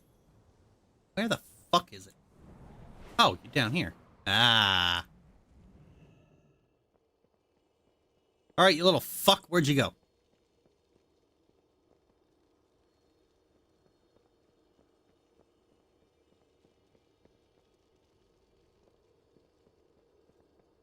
Ah, there you are.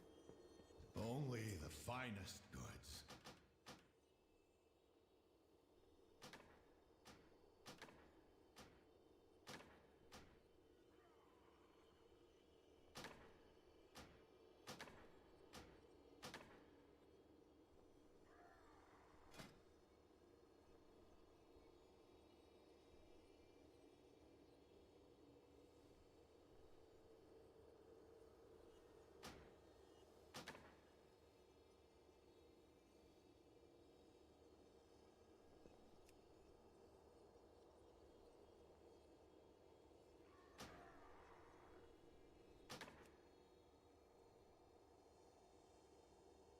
Ooh.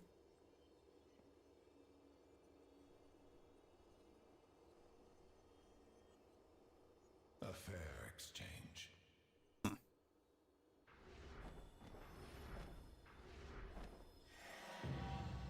Wait, what? Oh.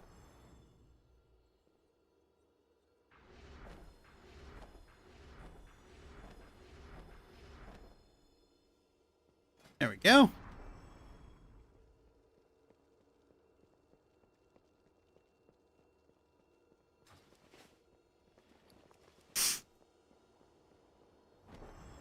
Furniture, where do you put it? On the loading screen?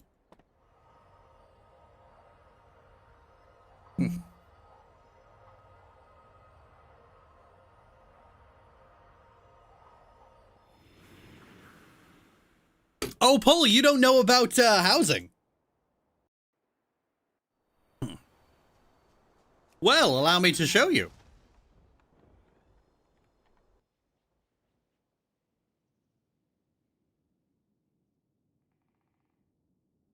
Oops.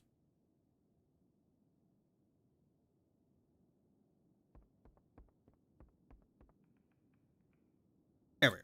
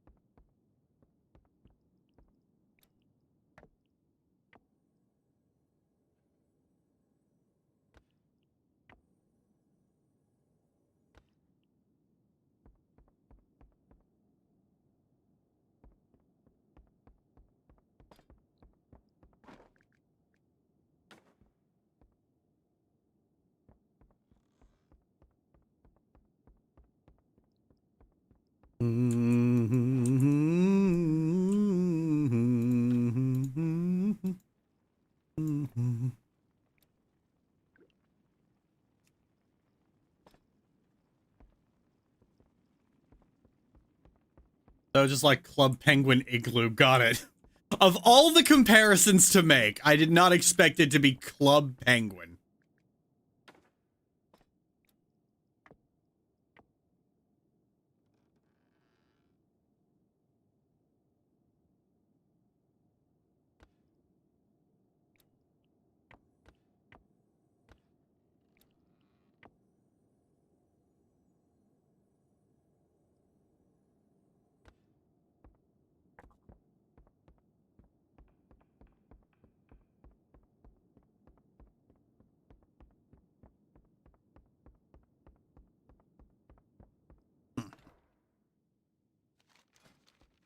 Now, let's see. Where can we get more food items? Got the tea set. Let's show only the uncollected. Storm Stout Keg. Brufalon Rib Platter. Valdraken Blossom Fruit Platter. Ooh. River Beast, Roast River Beast Platter. Oh, I saw this. Drake Kebab Platter. Dornick Sliced Meatloaf. Mine Loaf, sorry.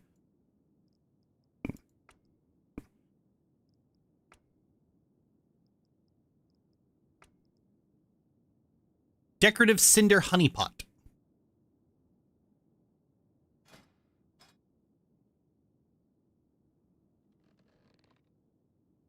Oh, yeah, I don't have any cinder honey. Oh, yeah, that's a separate item, so I don't have any.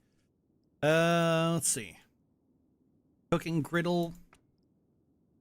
Zocalo Drinks in Voldoon.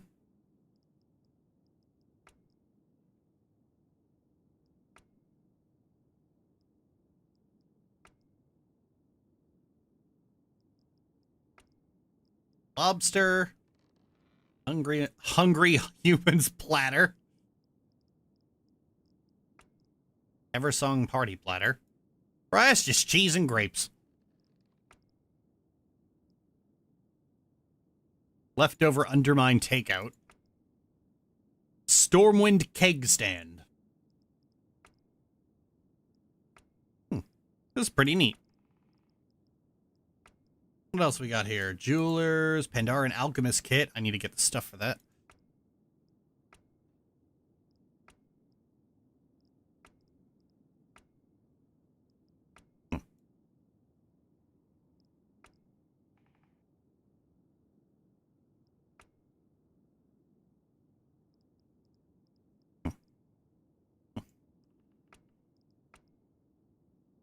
Oh, I gotta buy that for bronze? Fuck. Vendor Domelius. Oh, that's the guy in the Infinite Bazaar, isn't it? Shit.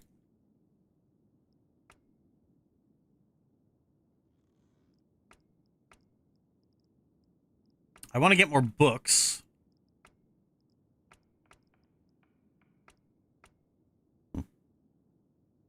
Ooh. That's interesting. Achievement, expert in battle.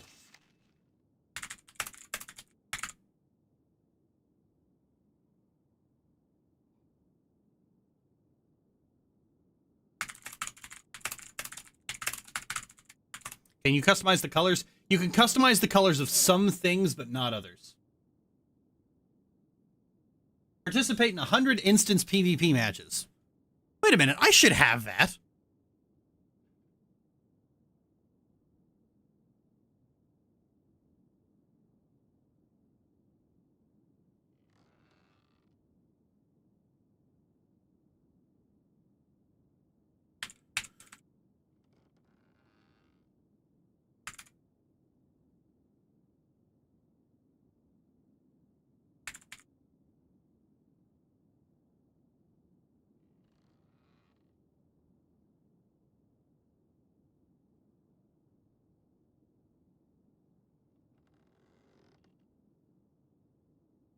Huh?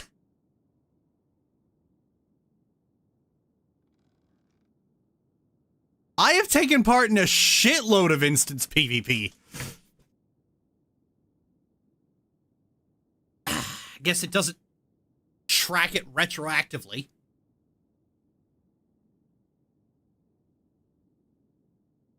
Really fucking dumb that this and all the other achievements after this are not retroactive. As a player with an honor level of over 600, I agree this is bad, especially when Battleground stats exist.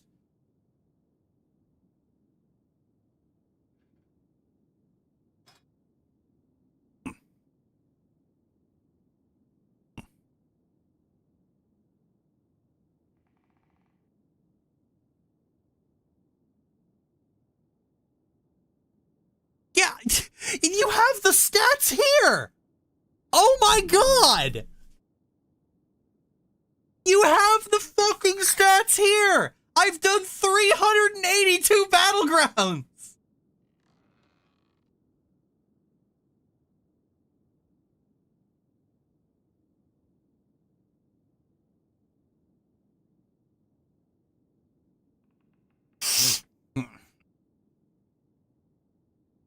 What's your favorite decorative item you own? The Banshee Queen's banner.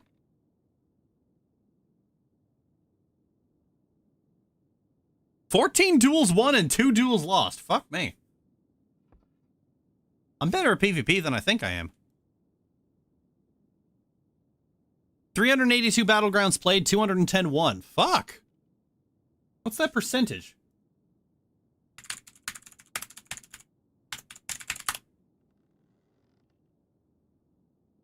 Let's see. 210 is what percentage of 384? Oh, 54%. Okay. That's neat. Like, the statistics are right here! Oh my god!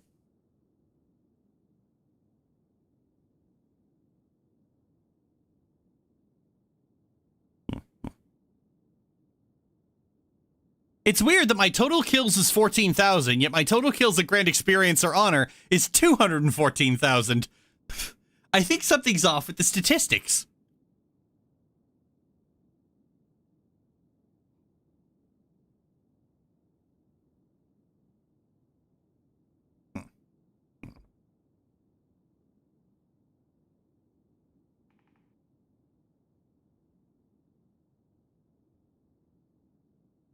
Shame it doesn't count how many players I've killed.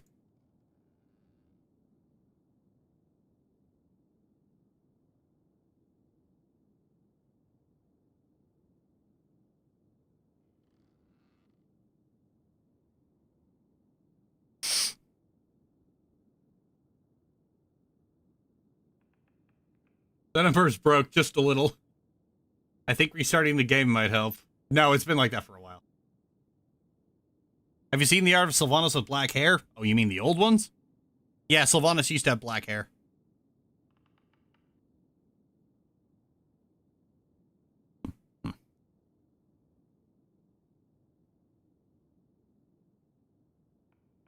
It's a shame this isn't my OG vanilla warrior.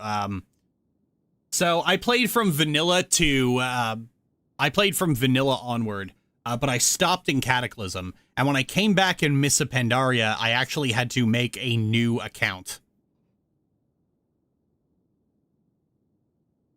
So sadly, this isn't my OG vanilla warrior. Well, of course it's not. It's a fucking blood elf, but.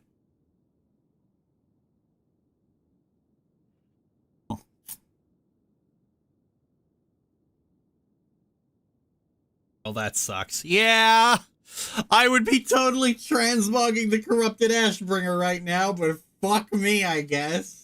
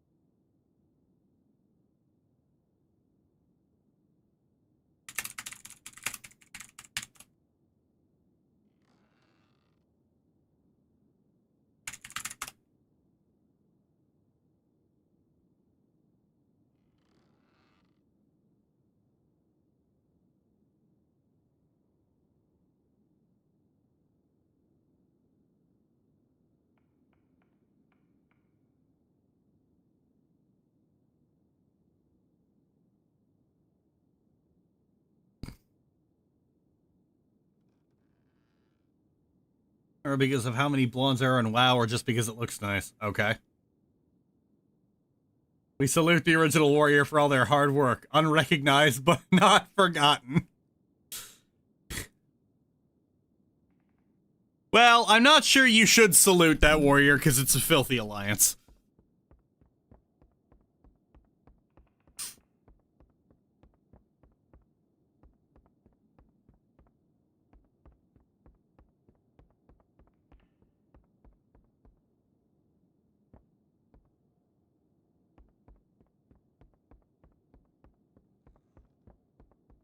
Alliance, never mind. Good riddance. Ew, never mind. Yeah, you're all getting it. Oh, none of you are on the beta, are you?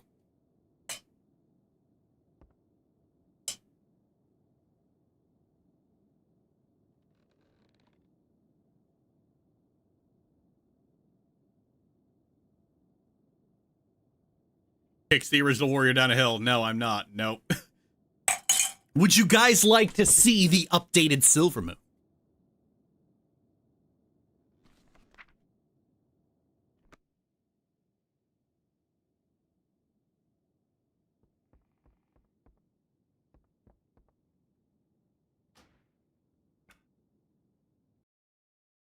All right, just give me a sec.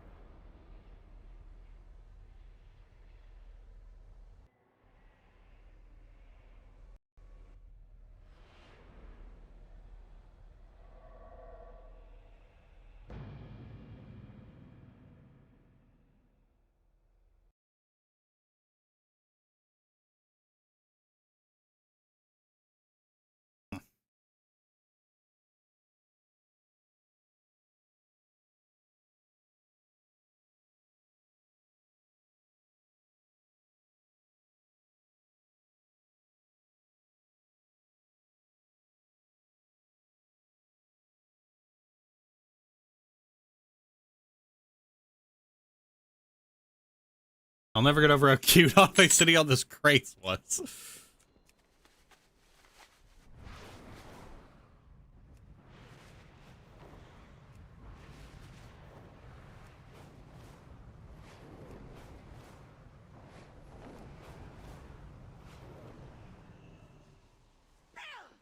So, way up there is the Isle of Keldanas, where the Sunwell is. Oh yeah, the entire fucking zone is like... Oh, hang on a second.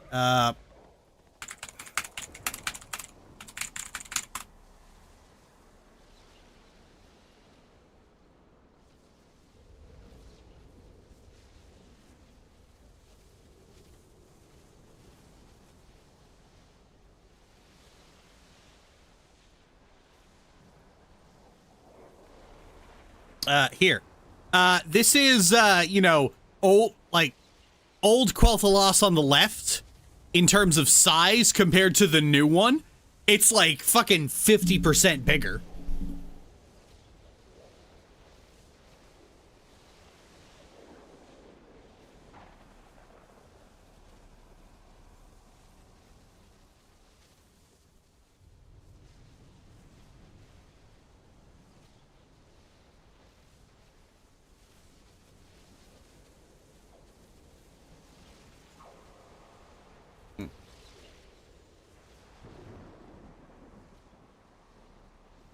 That's a beefy update. Oh yeah.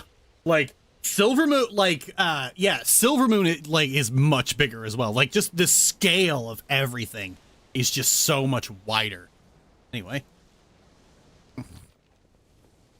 Like even just walking this fucking bridge here. Like if I just made Anave walk right to the end, you just get a feel for just how fucking long this thing is.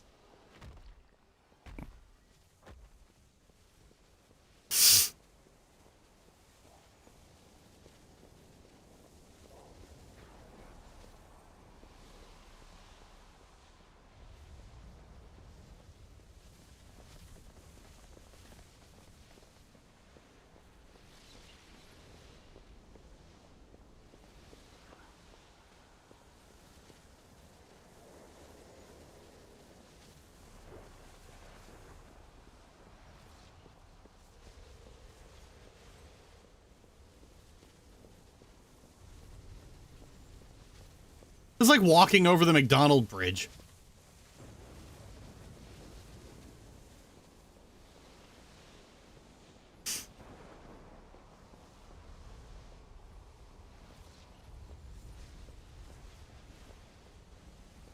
I need a target.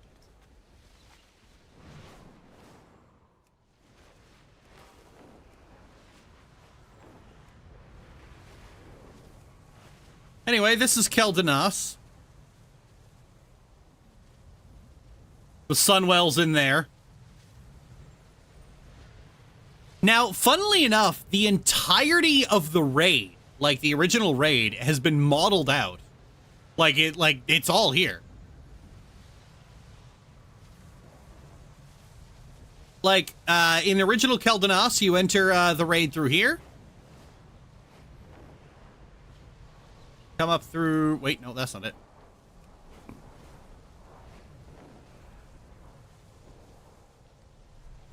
You come through here, through all these gardens.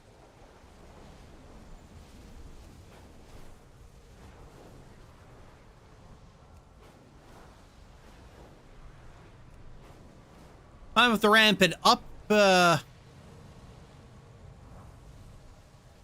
sorry. Fucked that up.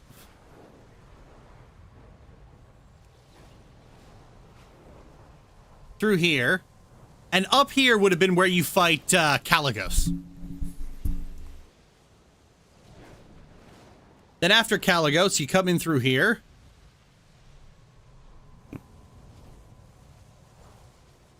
And you would have jumped down here, and this would have been where you fought Brutalis.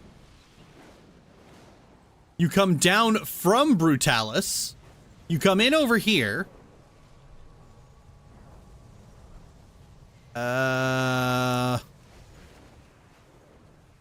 I think the area where you fought the the Twin Eridar is closed off. Oh, well.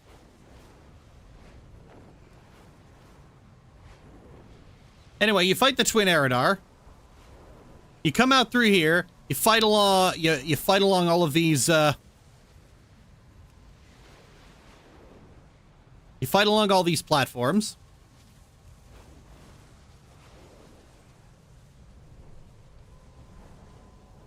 And where is it? Where's the door?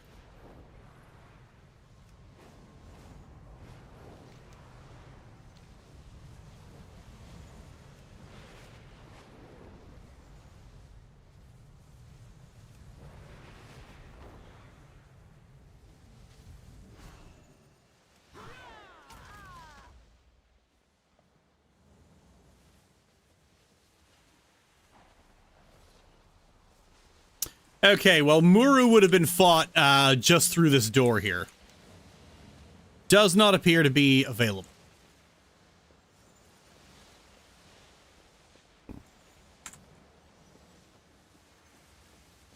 And then after you kill Muru, and if your guild is still fucking alive,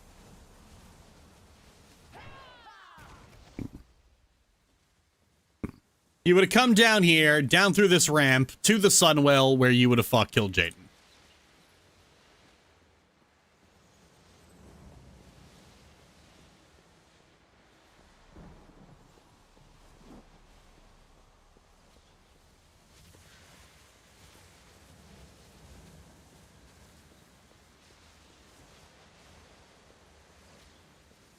Maybe those areas will be available once this is out of beta. I don't think so. So right now, all these paladins are channeling a spell to basically make it so that this beam of light is keeping back the black hole from sucking everything up.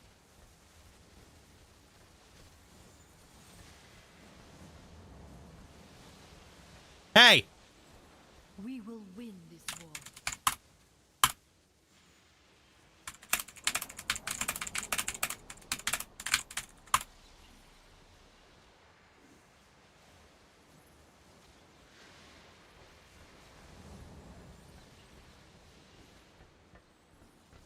Welcome, welcome. Come here, come here.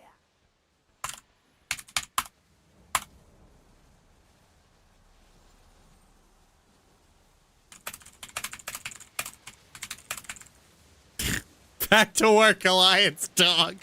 Light's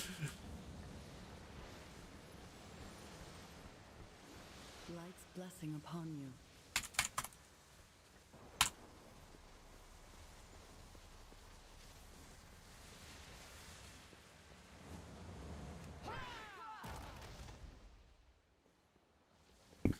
Anyway, that's the Sunwell.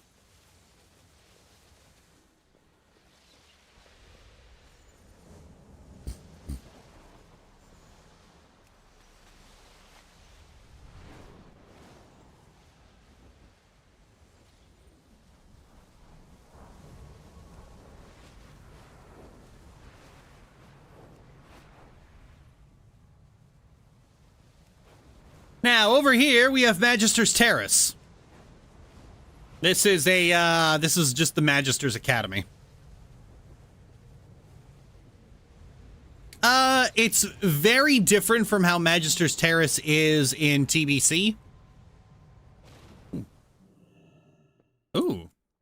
It's very different from how Magister's Terrace is in TBC. There is actually a Magister's Terrace dungeon.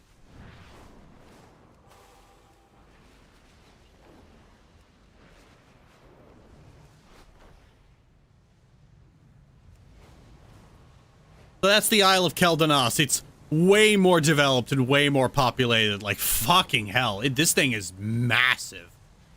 And there's just walls everywhere. Like, I don't think there's like barely any ground that does not have marble on it somewhere. Where the hell does Silvermoon get all this marble from anyway? Transmutation, that'd be it.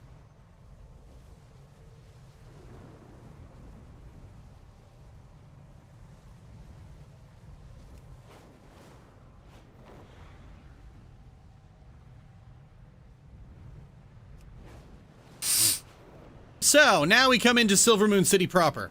The center point of the entire city is this building right here, the Sanctum of Light.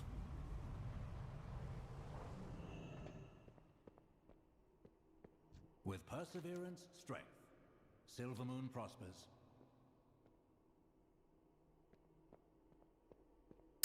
This is where you end up meeting after every zone is completed to pick up another one.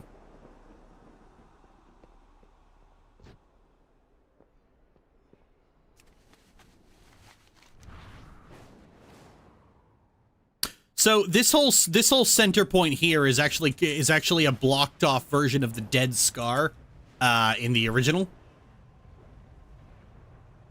You can't actually access this center point here. It has been expanded to basically just be the bazaar.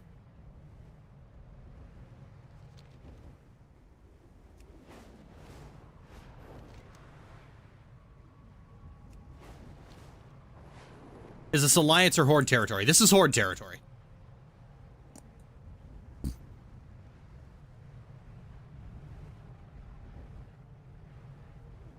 So this is Falcon Wing Square, what used to be the ruins of Silvermoon.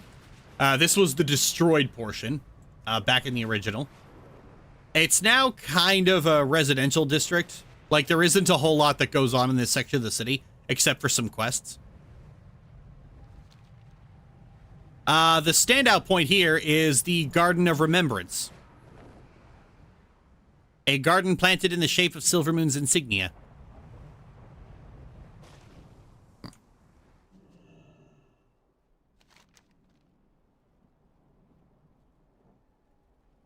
May this candle stay lit, not only for those who stood in defense against the Scourge, but for those who lost their lives in the aftermath.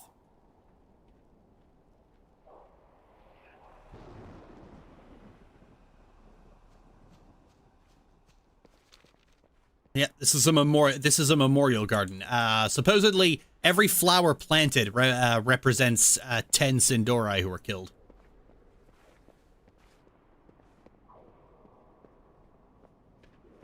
Oh, that's just what I heard on the forums.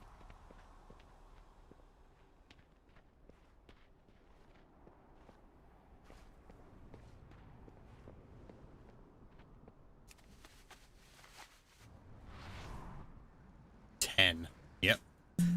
Well, yeah. The 90% of the elven population was wiped out in the Scourge.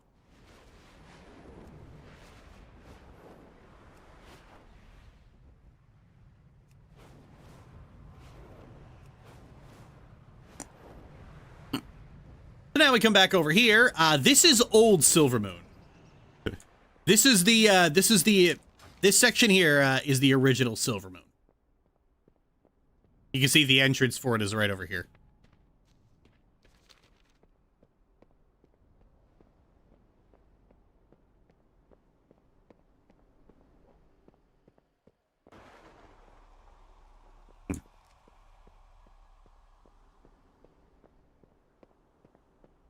God, I love Silvermoon City streets.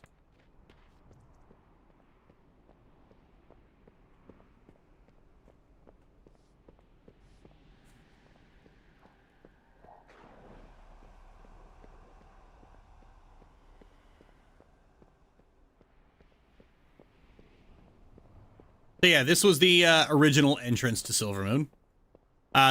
Those of you who played in TBC would remember this building here.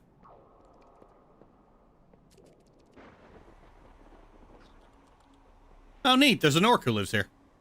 What do you need?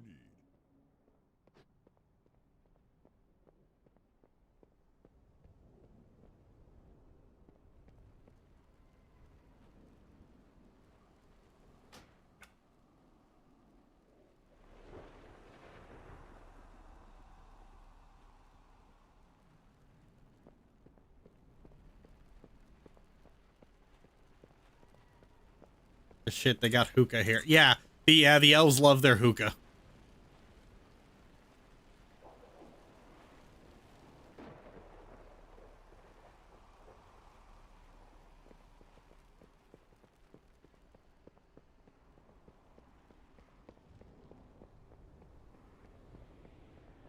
Both the lost citizens really were better off as members of the Horde than they ever were in the Alliance. It isn't more or less an empire ruled by one dynasty. a lot of the layout of the old Silvermoon is like wildly different, so you won't see too many familiar sights.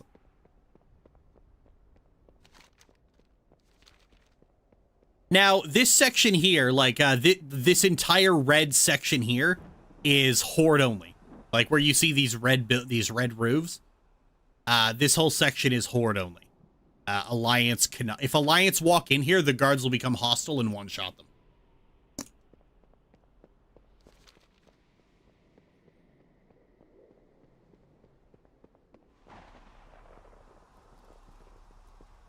And funnily enough, this section of the city does have almost everything that a capital city needs.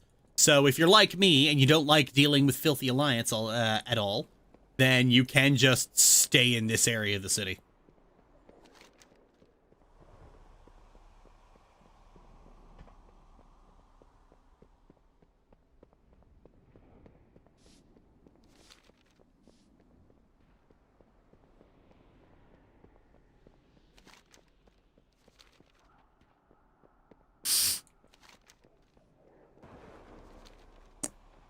This is the other recognizable area, the Royal Exchange.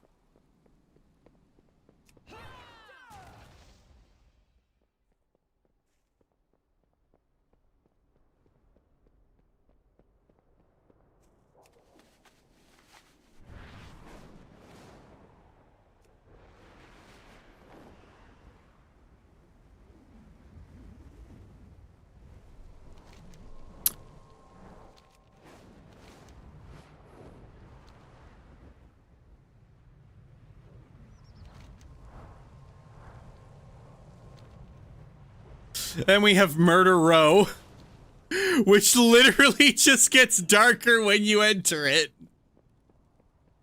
Murder Row is much bigger than it was in the original.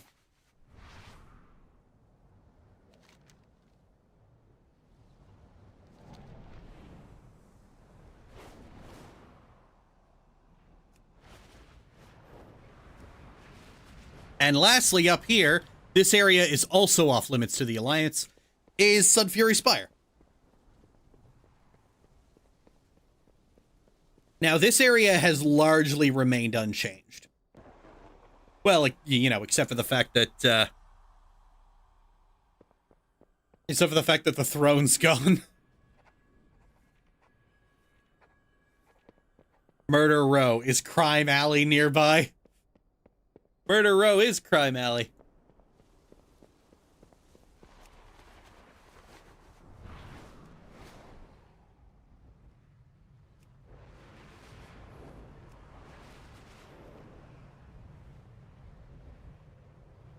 But yeah, Silvermoon is very big and impressive.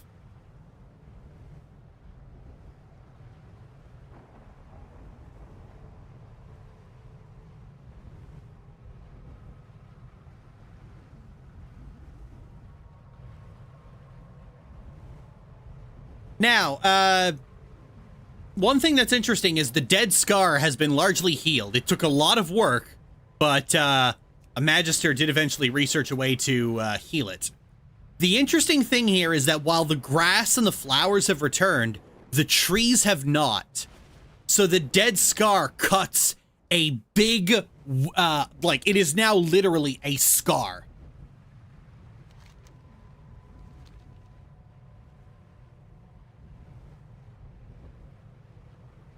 You can see where the ground was sunken in. You can just see the line cut through the trees. And on the map, you can literally still see the echo of it. Even when the land heals, it still remembers. Oh yeah. Trees take a very long time to grow. I actually thought that was really cool. I was a little worried about them healing the dead scar, but like, the fact that it's still here, the fact that it's very much still here, still very much present, you can literally, you can see it. Chilling. And very good, so like, bravo on that.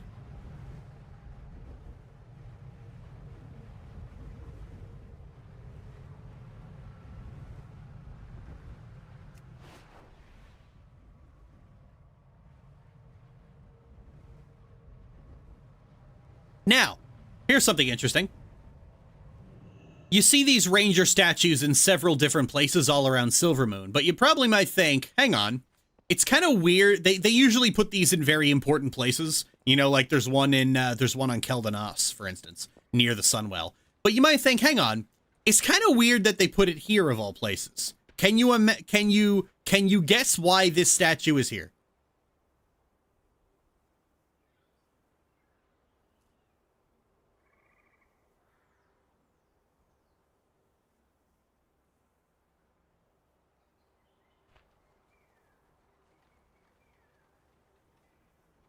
Did somebody die there, or...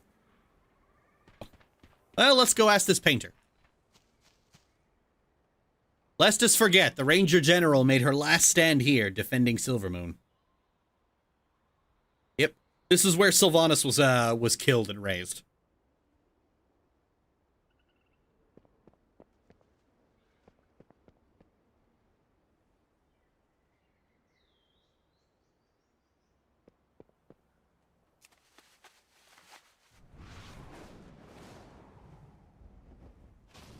I like that they have a memorial to Sylvanas here. The Alliance would be pissed about this. So fucking pissed.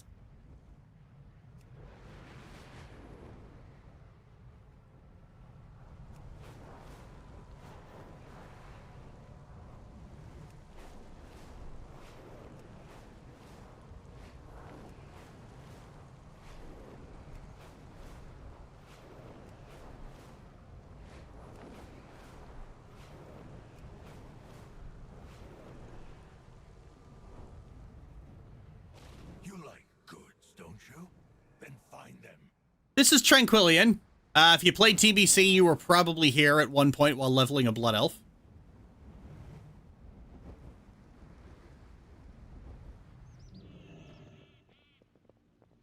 As you can see, it's much bigger, it's expanded, it's also much nicer. My favorite part is that Forsaken live here.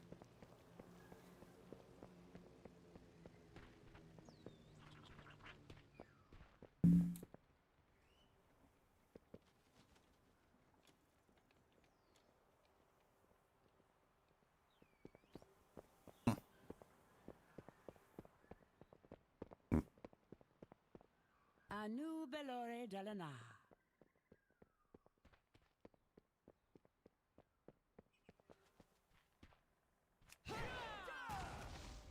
This had better be good. Old Man Mavrin. It would seem Tranquillian's much more tranquil these days. Let's hope it stays that way. Weren't you the High Executor before? I was, years ago. The Scourge is no longer a threat, and it was suggested I retire. Strongly suggested. It has been difficult to get used to. Very clearly, you still have a fucking sword on your back. Beware the living.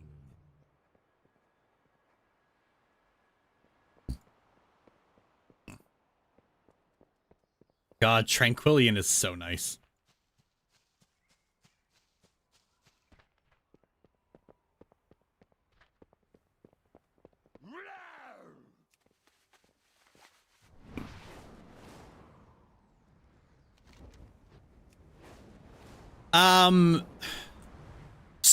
In the original Ghostlands, there were 3 villages. Windrunner Village, Golden Mist Village, and Suncrown Village. Now, Suncrown Village was resettled. Unfortunately, there was a bit of an incident. Poor Suncrown Village can't catch a fucking break.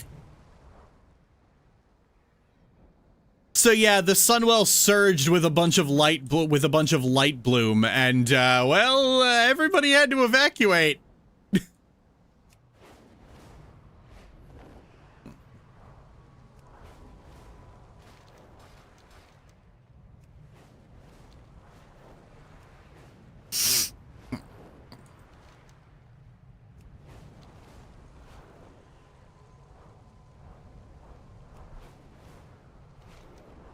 Then we have Golden Mist Village, which was taken over by filthy night elves.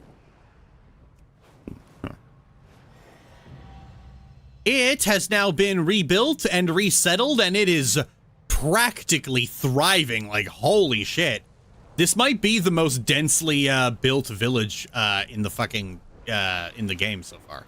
Even Fairbreeze isn't. Like, they even got a completely a floating section up here. That's what I love about the Blood Elves. Like, when they, like, their villages look small, but then you remember, oftentimes their buildings float. Like, just building half a city in the fucking sky is always an option.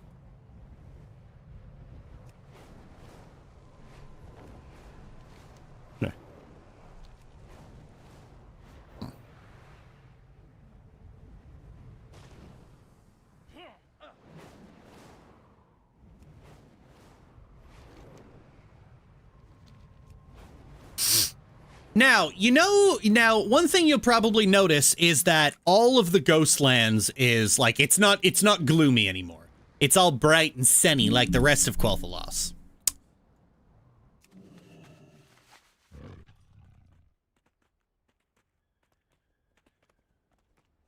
Ah, fuck.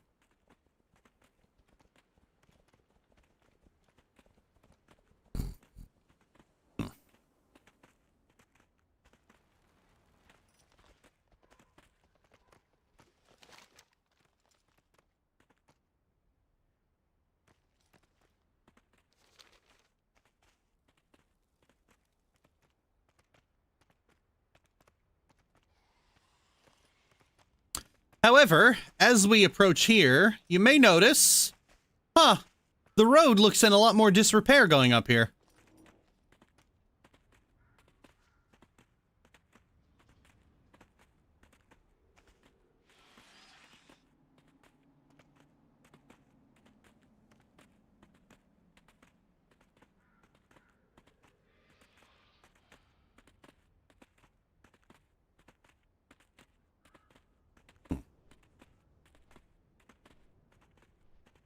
Yeah, we come up here to Windrunner Village.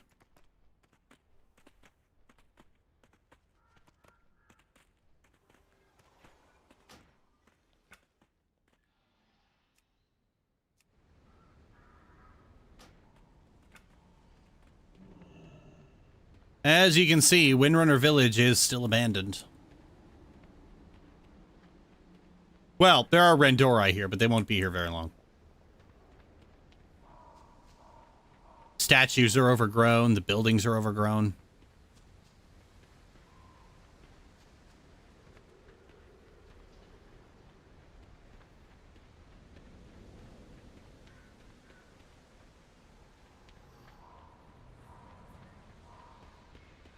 There's a bit during the quest line here where Arator talks about, like, the stories he'd heard about Windrunner Village, which just makes how empty it is sting even harder.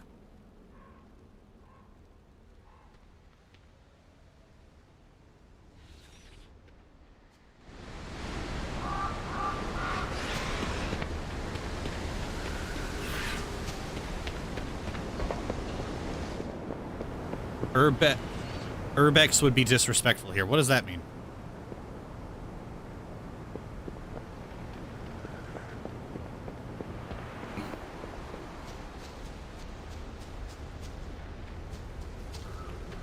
Urban exploration. Oh.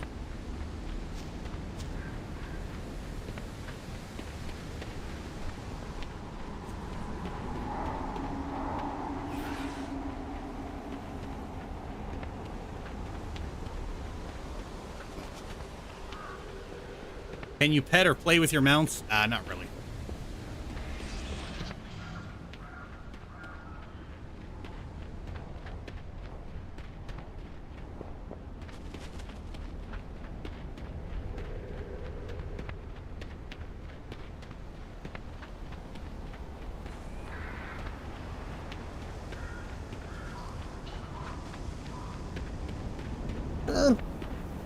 Oh, fuck.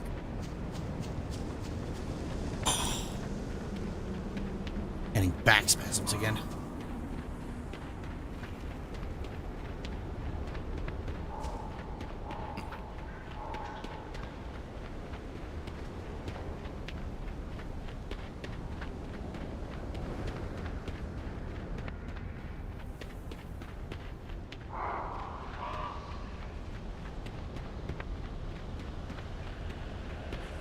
Oh, there's another painter here.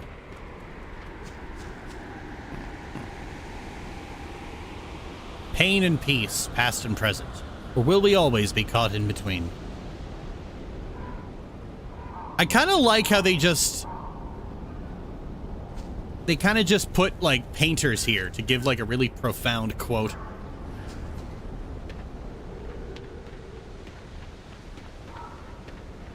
Is it the weather where you're at? Why would the weather be giving me back spasms?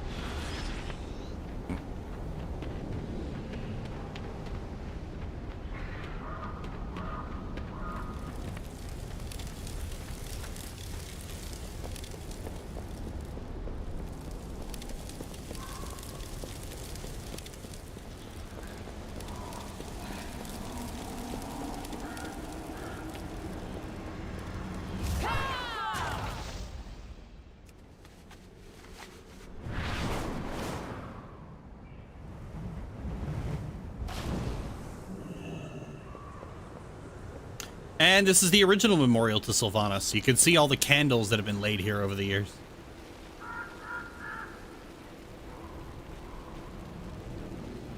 Looks like the place has been ransacked.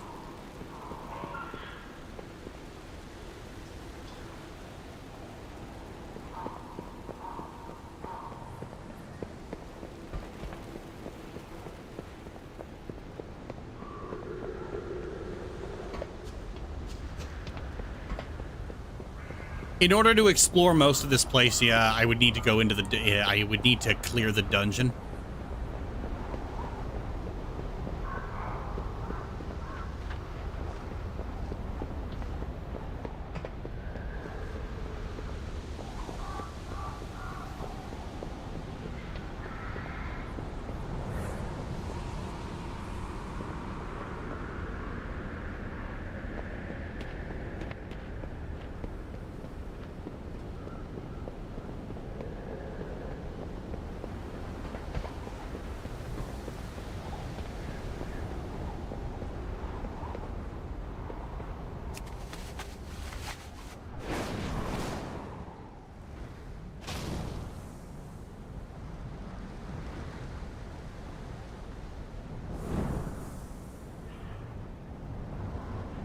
Ooh, look at that Windrunner Spire when it was thriving.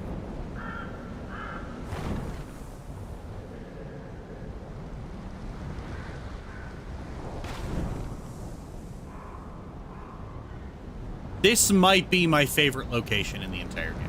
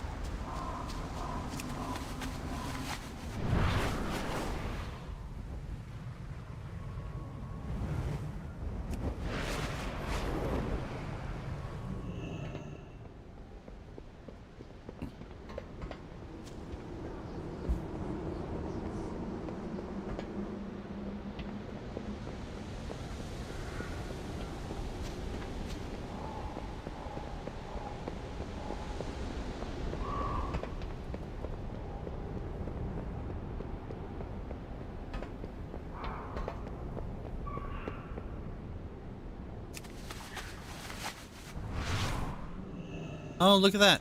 Some flowers are Oh. Oh.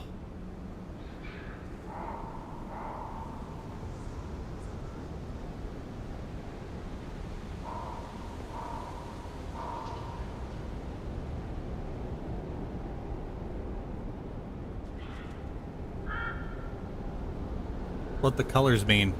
Illyria, Varisa, and Sylvanas.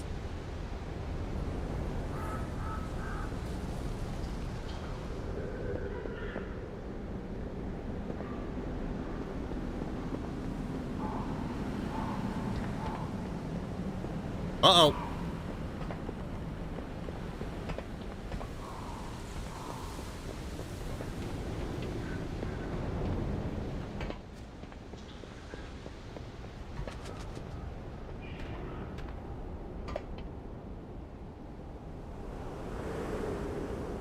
I'm out of there.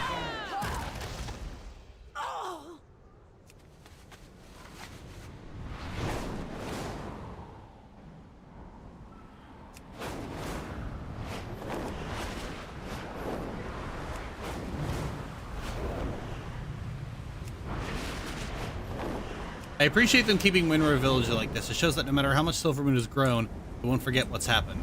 The lives that were destroyed, they won't be forgotten. And it being specifically Windrunner Village is completely fitting. Oh, yeah.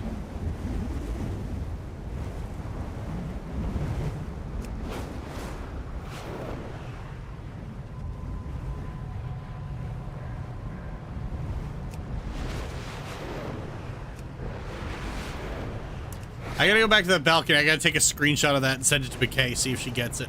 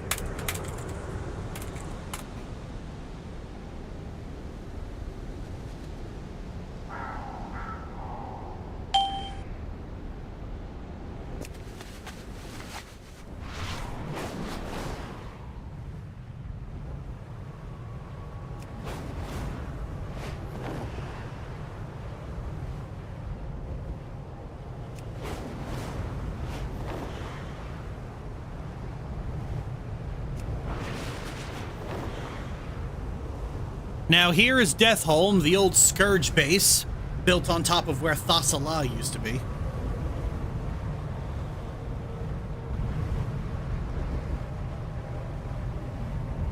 As you can see, it has, for the most part, been completely destroyed.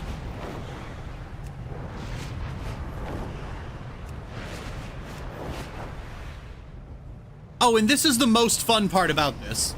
So you know how you always had to go through an instance portal and a loading screen when getting to Silvermoon? Well...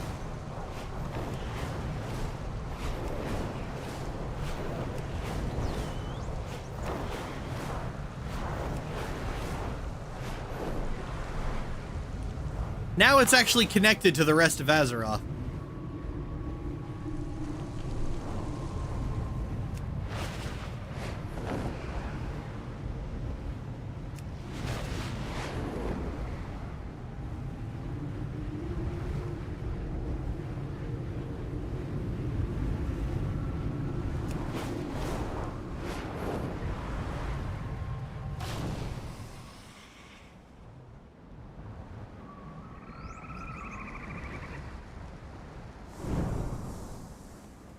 Someone was ambushed here.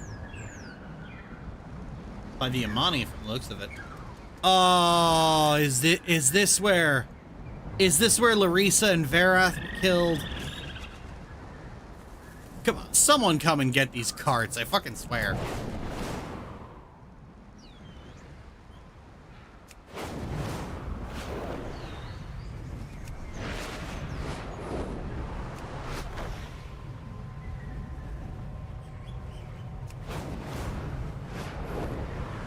Ugh.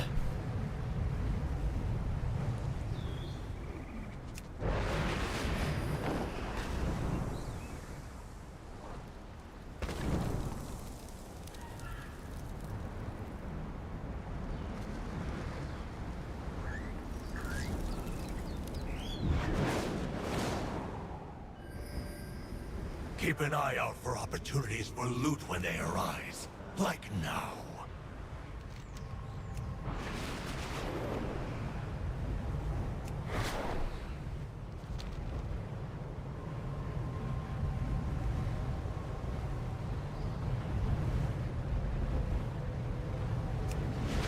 So yeah, that's Quel'Thalas. All in all, a very well done update. Like, it's more than just what the Arathi Highlands update was, because, you know, they couldn't alter or expand the Arathi Highlands because it had to fit within the bounds of the Arathi Highlands. But because Quel'Thalas hadn't actually been attached to the rest of the map before this point, they could actually do something with it.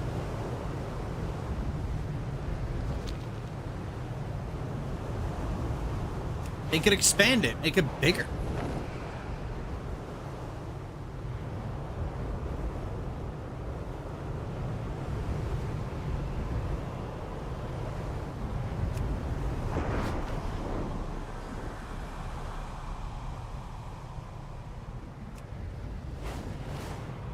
You've been a great tour guide. Thanks for the ride.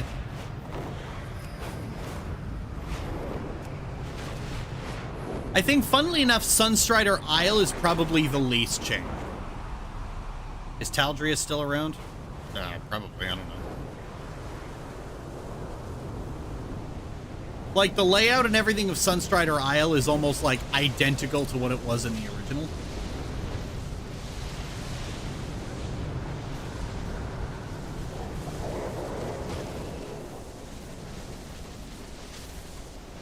Like, this is where you would log in as a new Blood Elf. Or was it over here? I can't fucking remember for the life of me.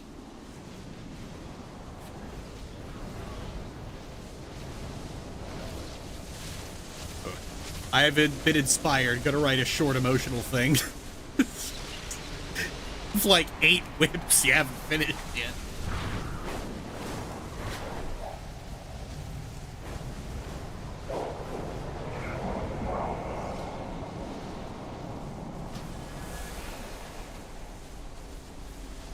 Worn down from many years of Blood Elves coming to pay their respects. Here stands the shrine of Dathramar, a fitting tribute to a noble elf. Let all who gaze on this monument remember his sacrifices for our people and his dedication to the cause of our survival. All who prosper in Quel'Thalas do so thanks to him. Oh yeah, Dathramar Sunstrider. The first king of Quel'Thalas.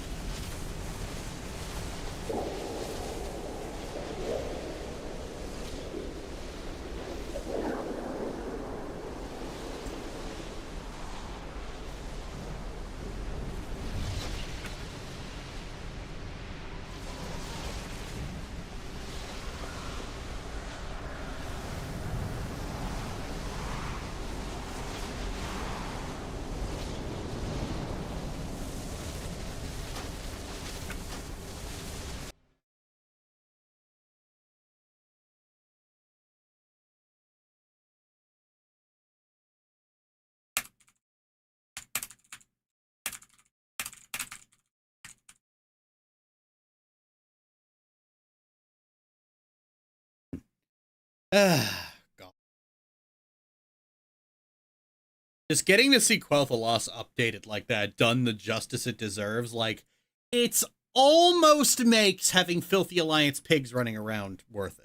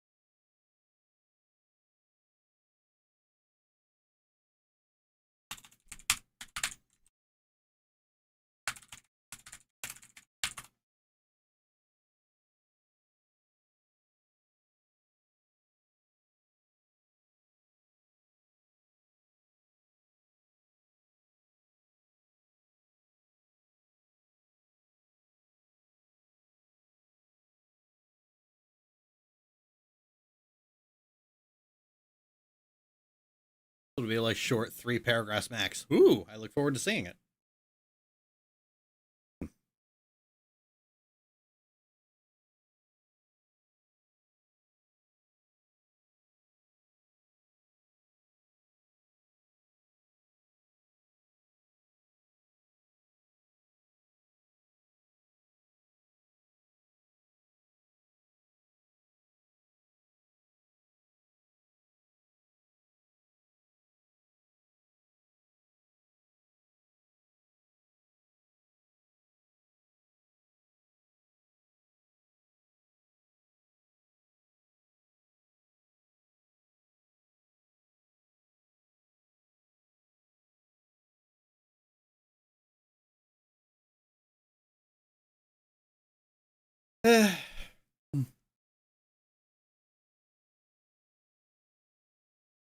So that was fun.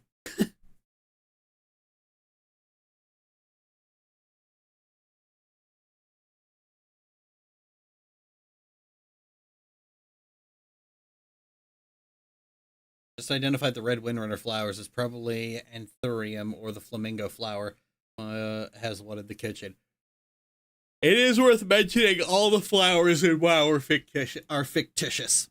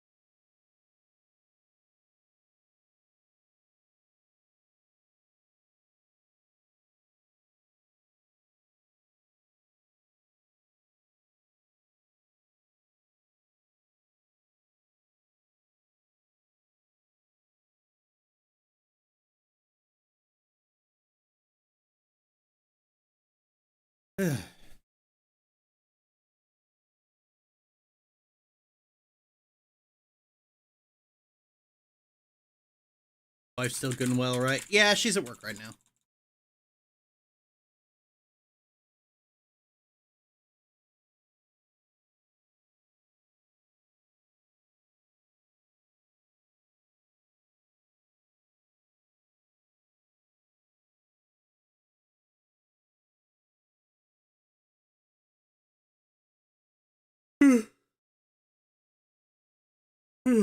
Fuck me. Why am I so tired all the time?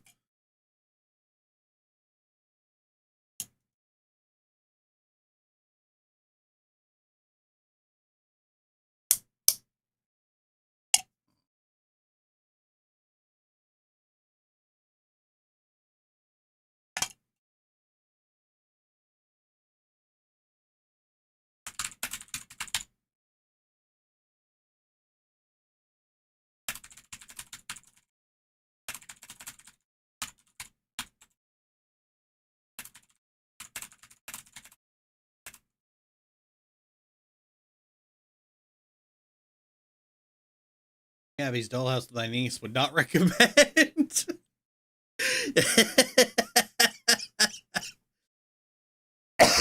Oh, that's funny.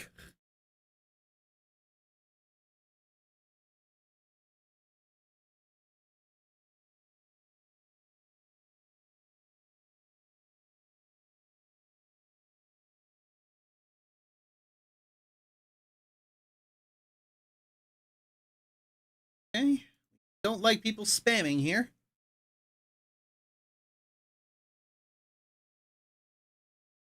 Ugh.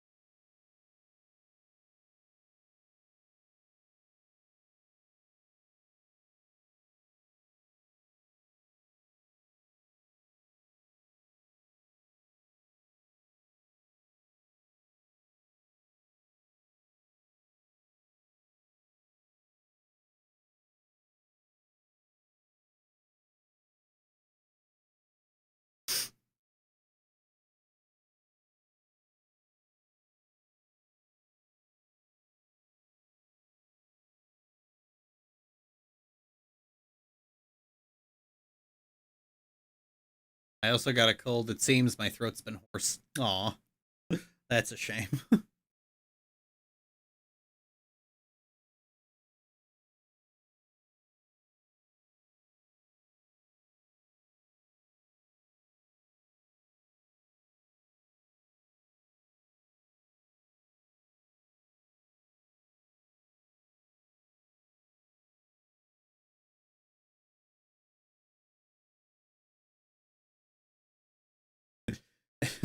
I'm back from making bowl of ramen. This is the first time I can eat the damn thing. But a lot of cheese and milk in it dulled the spice down by a mile. I've got a whole chicken seasoning in the fridge right now.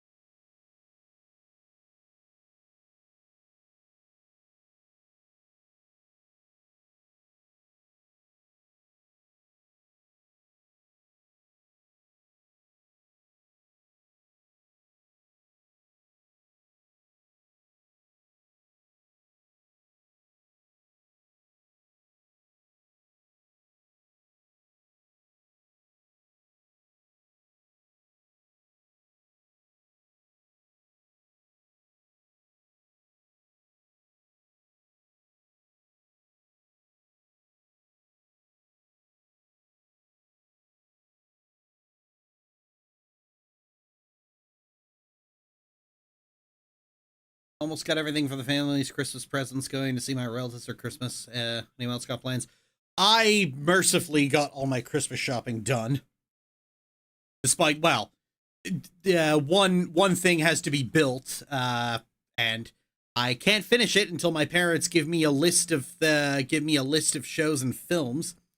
But they've been so fucking unwilling to do it. It's like, hey, I need this for your gift, so I can finish your gift. And it's like, and they just won't do it. They argue with me about it. Like, oh, we've got like USB sticks with them on it. It's like, no, just give me the fucking list. Oh my god, it's trying to get my mother to do one simple fucking thing. It's a goddamn fucking nightmare, I swear.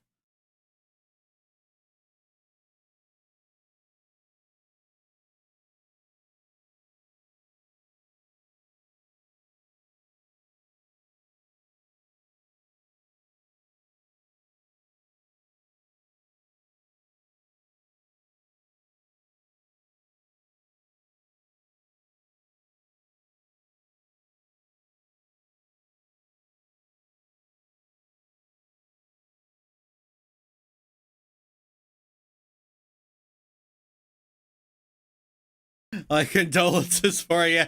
Thank you.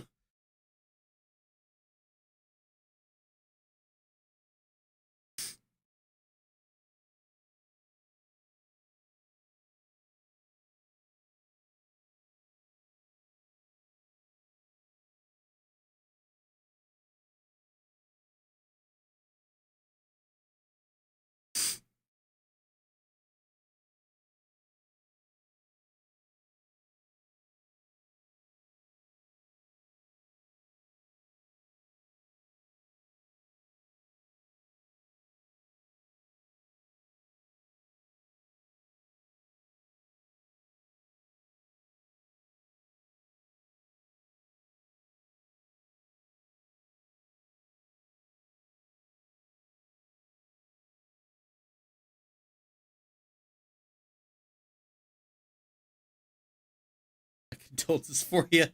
God. They always got to do things their own way and can never help. Like, they can never be helpful. Ever. Media Center's a good choice these days. Yeah. Yeah, that is what I'm making for them.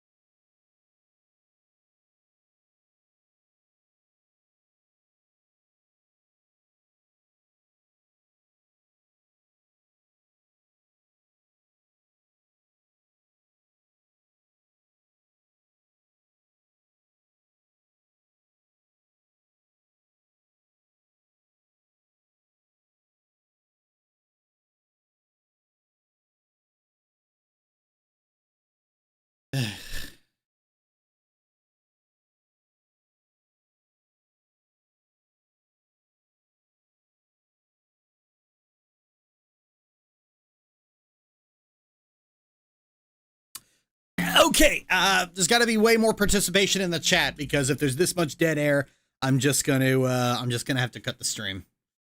Sounds like things with your parents have come a long way now, especially after what you told us about them over the years. Oh yeah. When my mother found out about the year of hell, I actually got an apology, of all things. I never thought I'd see the day where I'd hear my mother apologize for anything.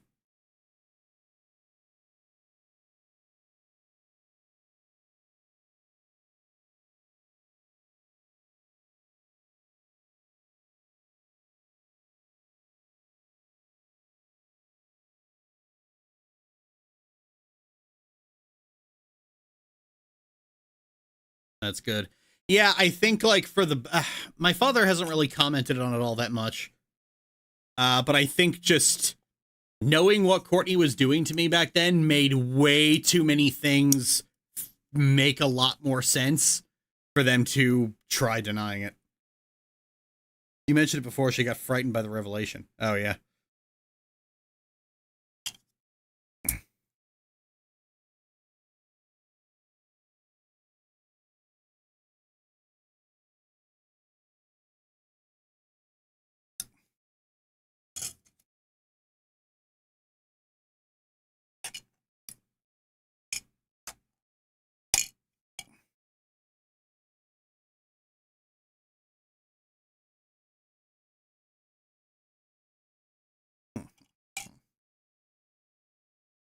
I'm getting the Force Unleashed 1 for Christmas.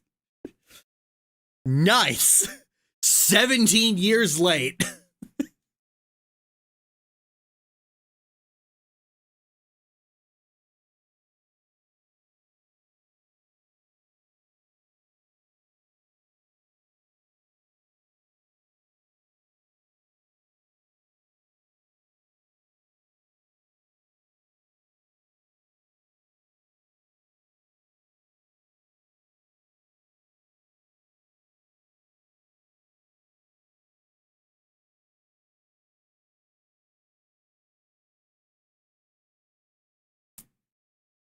It's never too late to slam Luke Skywalker into a TIE fighter.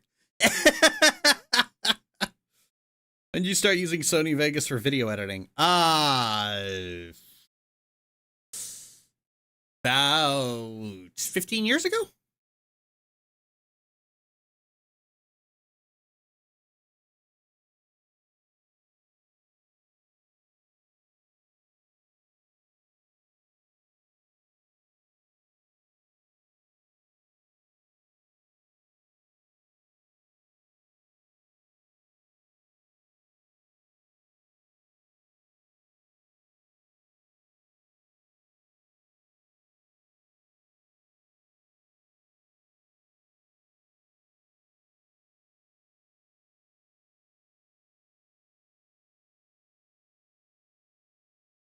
Back in the Lavender Town days. No, after that. Remember, I signed up to YouTube when I was 16.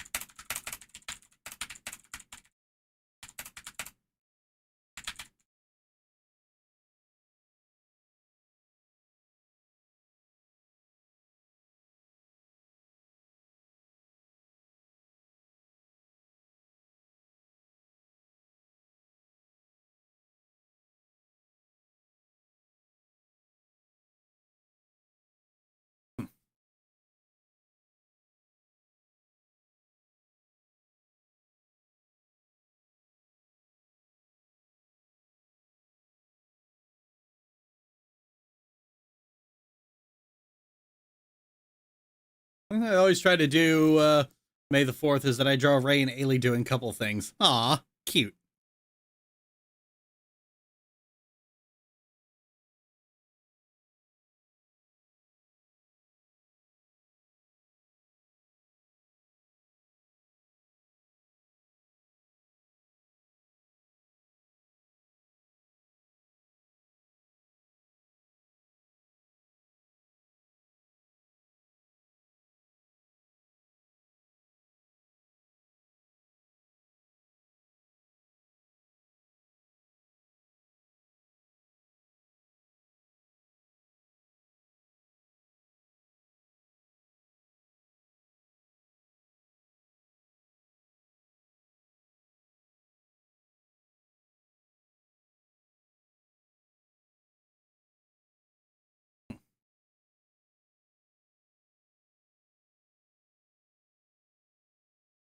Love whenever Y posts hamster versions of your OCs. They're so adorable. Oh, yeah.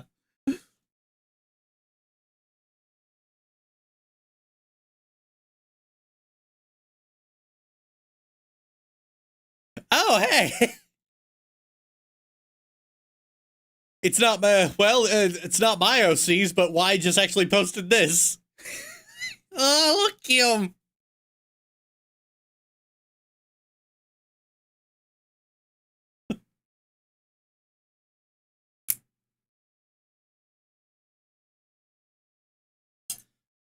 It's so baby. I am all on board for this hamsterfication.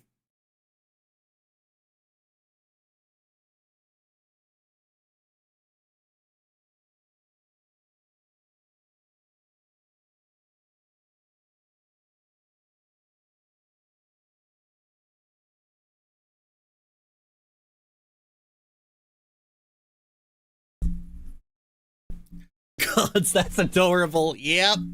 Oh, so fucking adorable.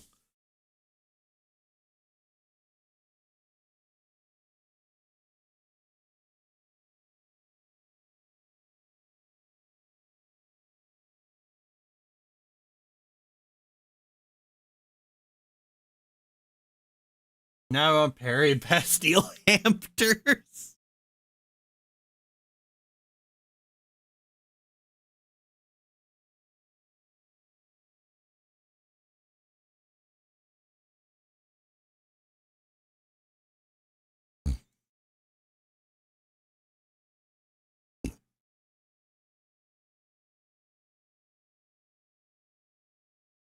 Ah, fuck. Ah. Ow, ow, ow, ow, ow.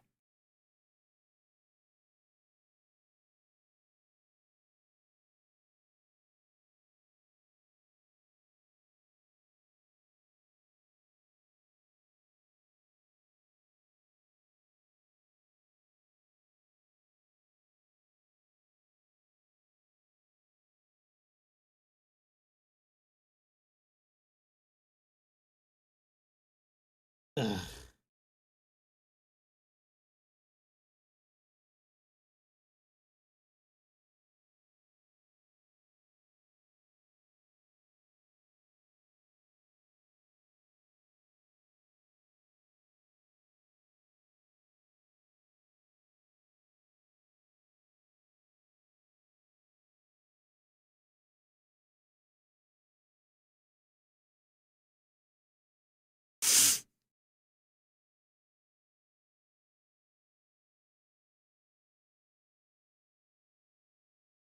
Reading anything good? Mostly my own stuff. Mostly just rereading Into the Void as I'm working on it.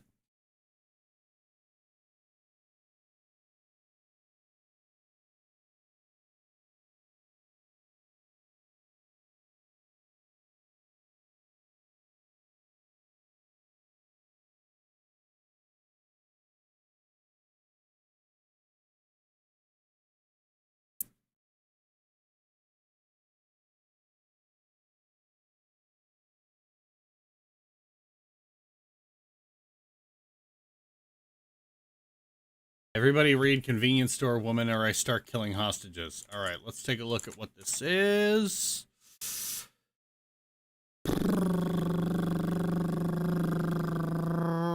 Yeah, you can go ahead and kill the hostages.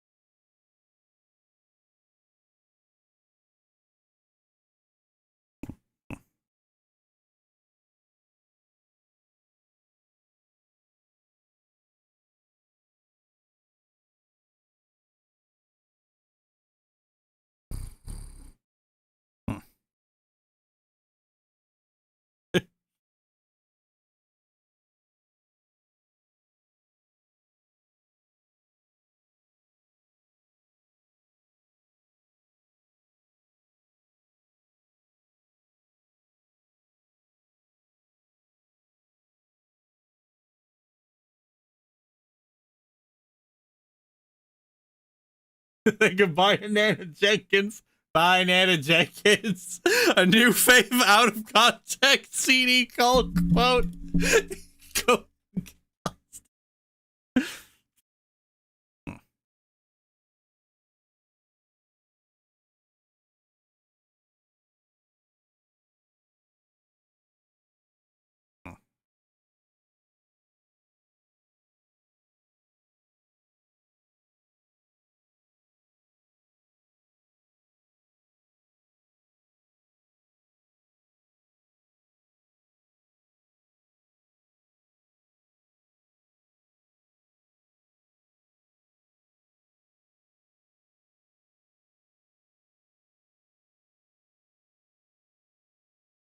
I also like Through the Flash, but I can't remember the name of the author. My favorite book is Honey Girl.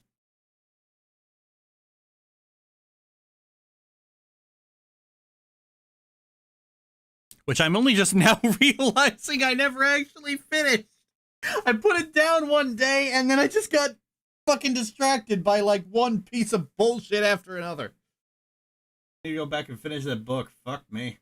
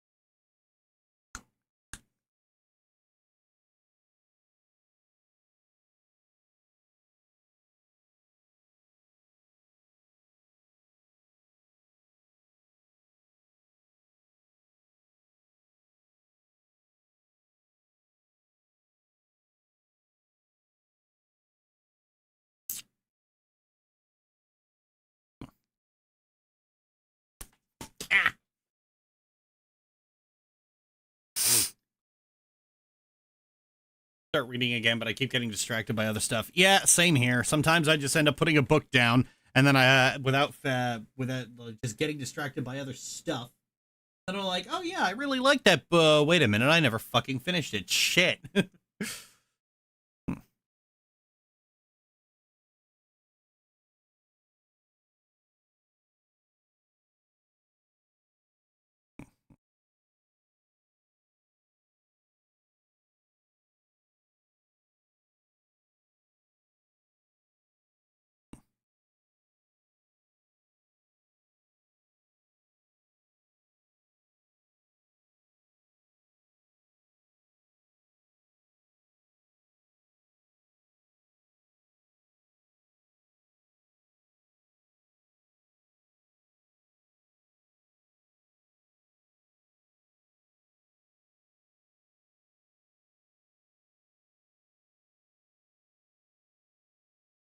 Man, Wowhead's really gone down the fucking plug hole. Jesus Christ.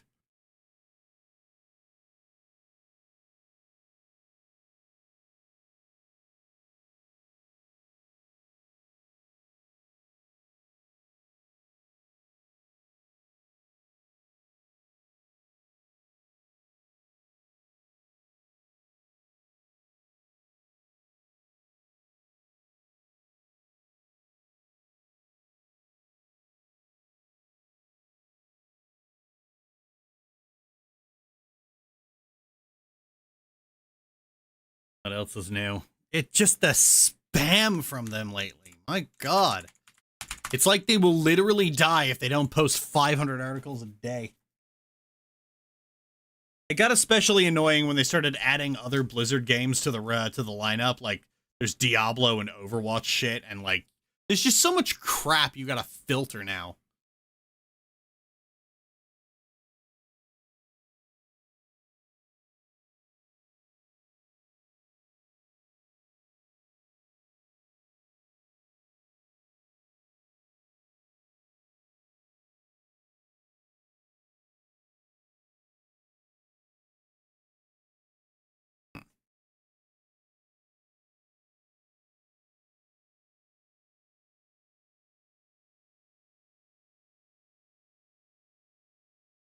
This guy I know keeps trying to convince me to get back into WoW because it's better now. Doubt. It kind of depends on exactly what you would define as better. The rating is certainly better. The writing...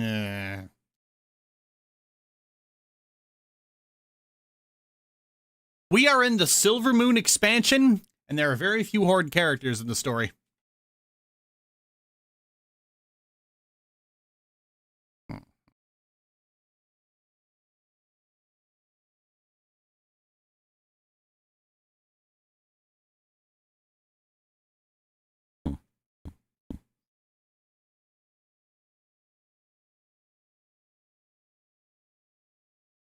Damn, that's sad. Yep.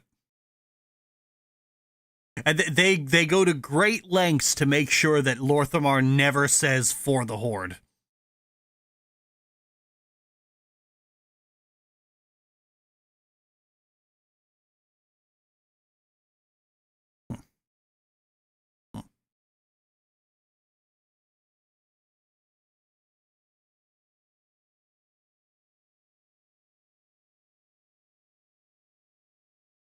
It's not surprising, honestly. The writers are all Alliance mains, and they have never, like, the writers of Modern WoW have never liked the fact that Quel'Thalas is in the Horde. And they go to great lengths to basically only focus on the Thalassian characters that are in the Alliance.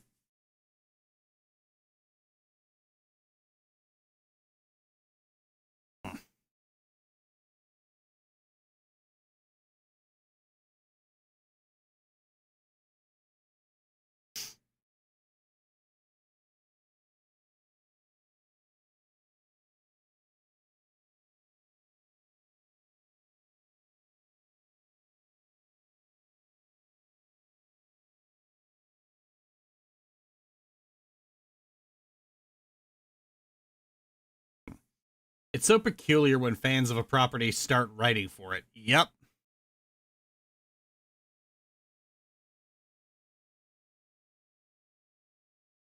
That's always going to be the problem with long-running series. Eventually, hardcore fans start working on it, and that's when it falls apart. Because nobody understands WoW worse than its most diehard of diehard fans.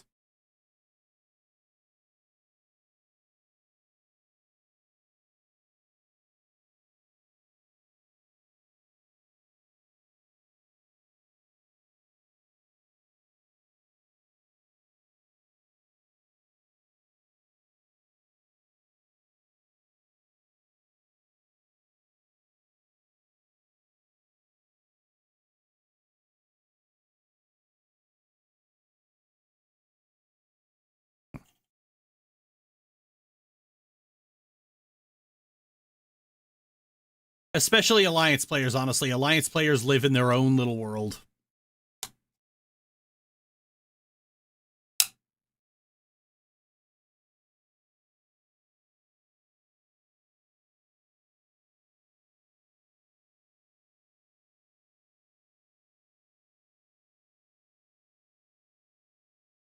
Like, the branches of this tree are starting to curl inward. Sorry to be crass, but it's like creative inbreeding. We're going to start seeing problems very soon. We're seeing them now, honestly.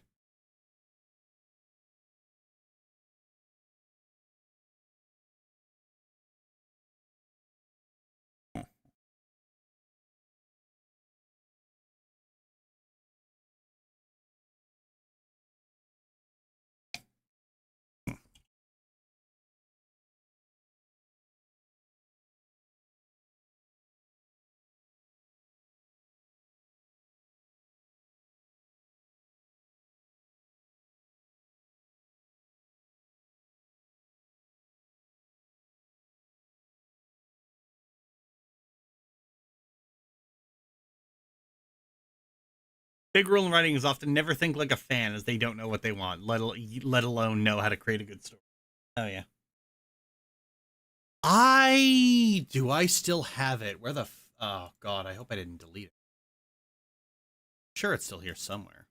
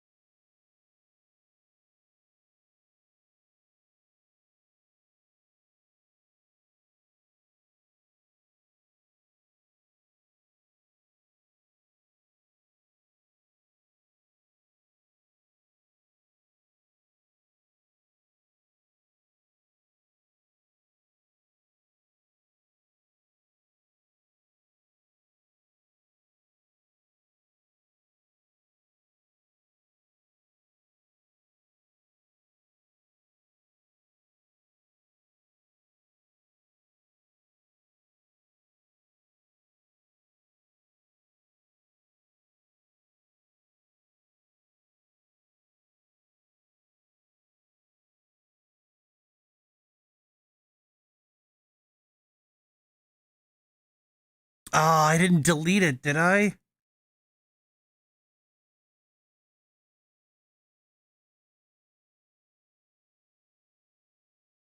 Looks like it did. Oh well.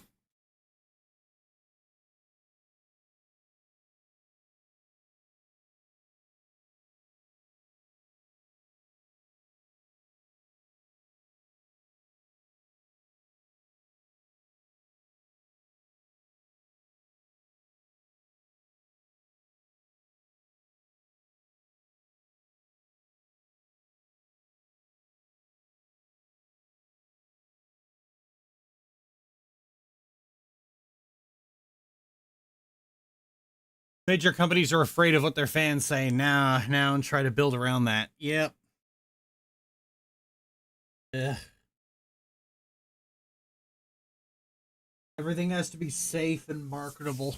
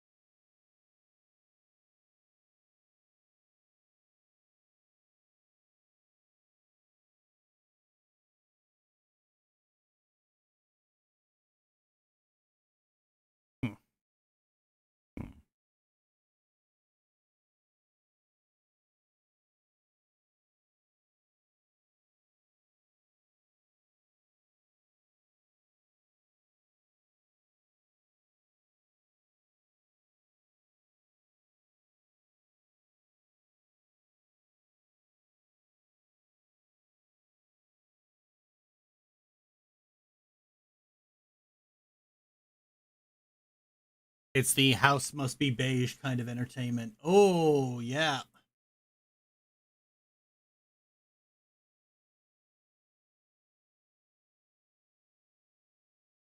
No greater pain than a trope you like to see explored getting popular in its worst imaginable permutation.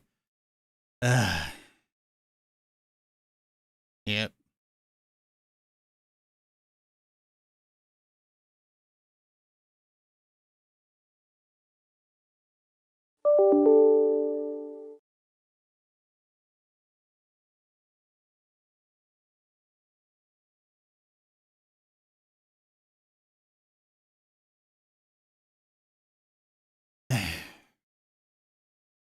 Sad.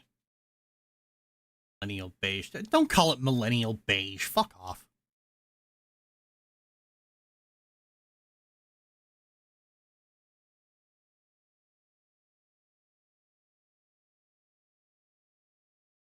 A lot of my old fave series have gone downhill. Like, I don't have the time to make. Here's what I would. Wow. I will never again know peace as an enmeshed siblings enthusiast who isn't an I-word fetish. Oh, God, yep. Like, there's so many interesting ways to write enmeshment, but people hear it and they just immediately go for the other thing. Ugh.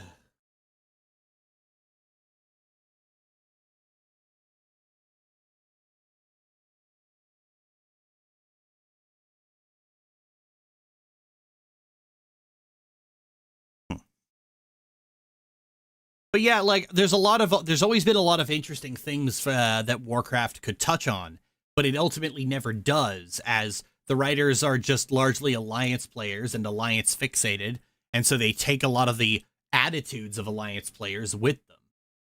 Like the way they're writing Midnight, they keep saying, "Oh no, we're not going to do this. We're not going to do this," but they lied before.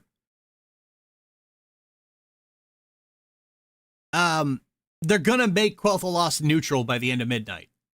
Because Alliance players, and by extension the writers, have wanted it to be neutral for a long time. It's like the compromise, because Alliance players erroneously believe that Quel'Thalas joining the Horde is narratively absurd. That it just doesn't make sense in the lore.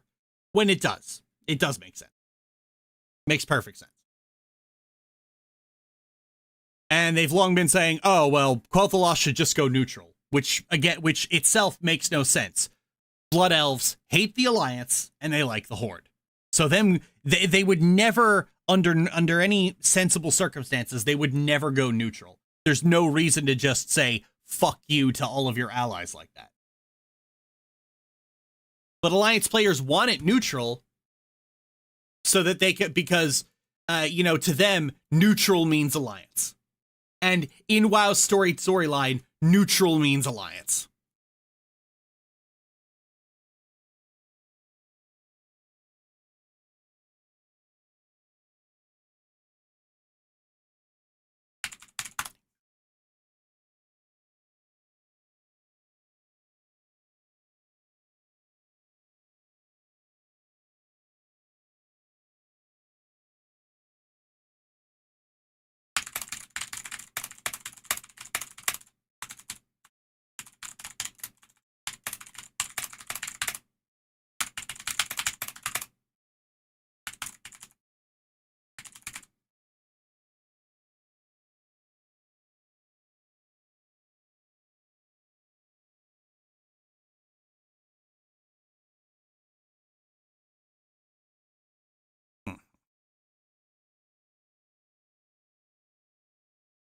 They treat the Alliance as a baseline. Yep.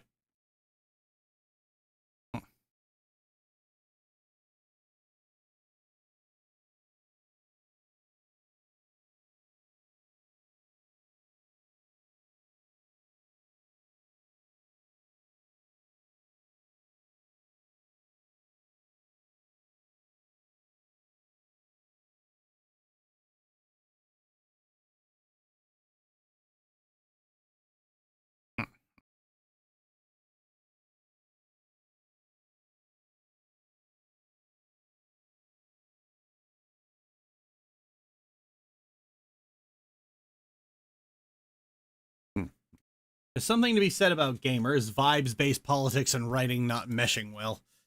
Oh, yeah.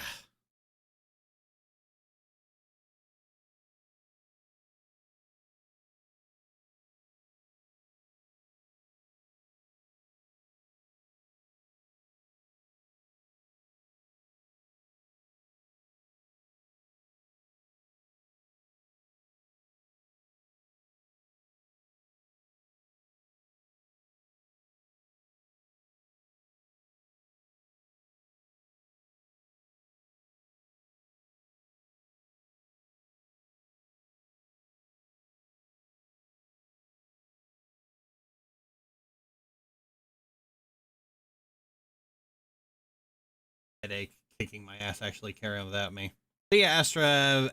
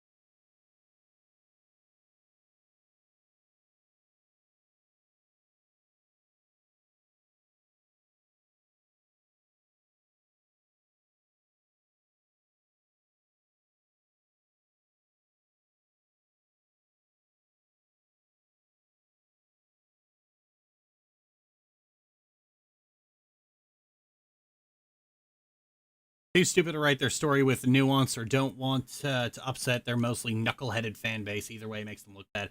I think it, like I said, I don't think WoW operates on the idea of pleasing the fan base, because Blizzard is pride-ridden. Utterly pride-ridden. I think it is ultimately that much of the writers play Alliance, they prefer the Alliance, and they don't like it when the story doesn't favor the Alliance, so they make the story favor the Alliance. And like most Alliance players, their knowledge of the story they're writing is extremely poor.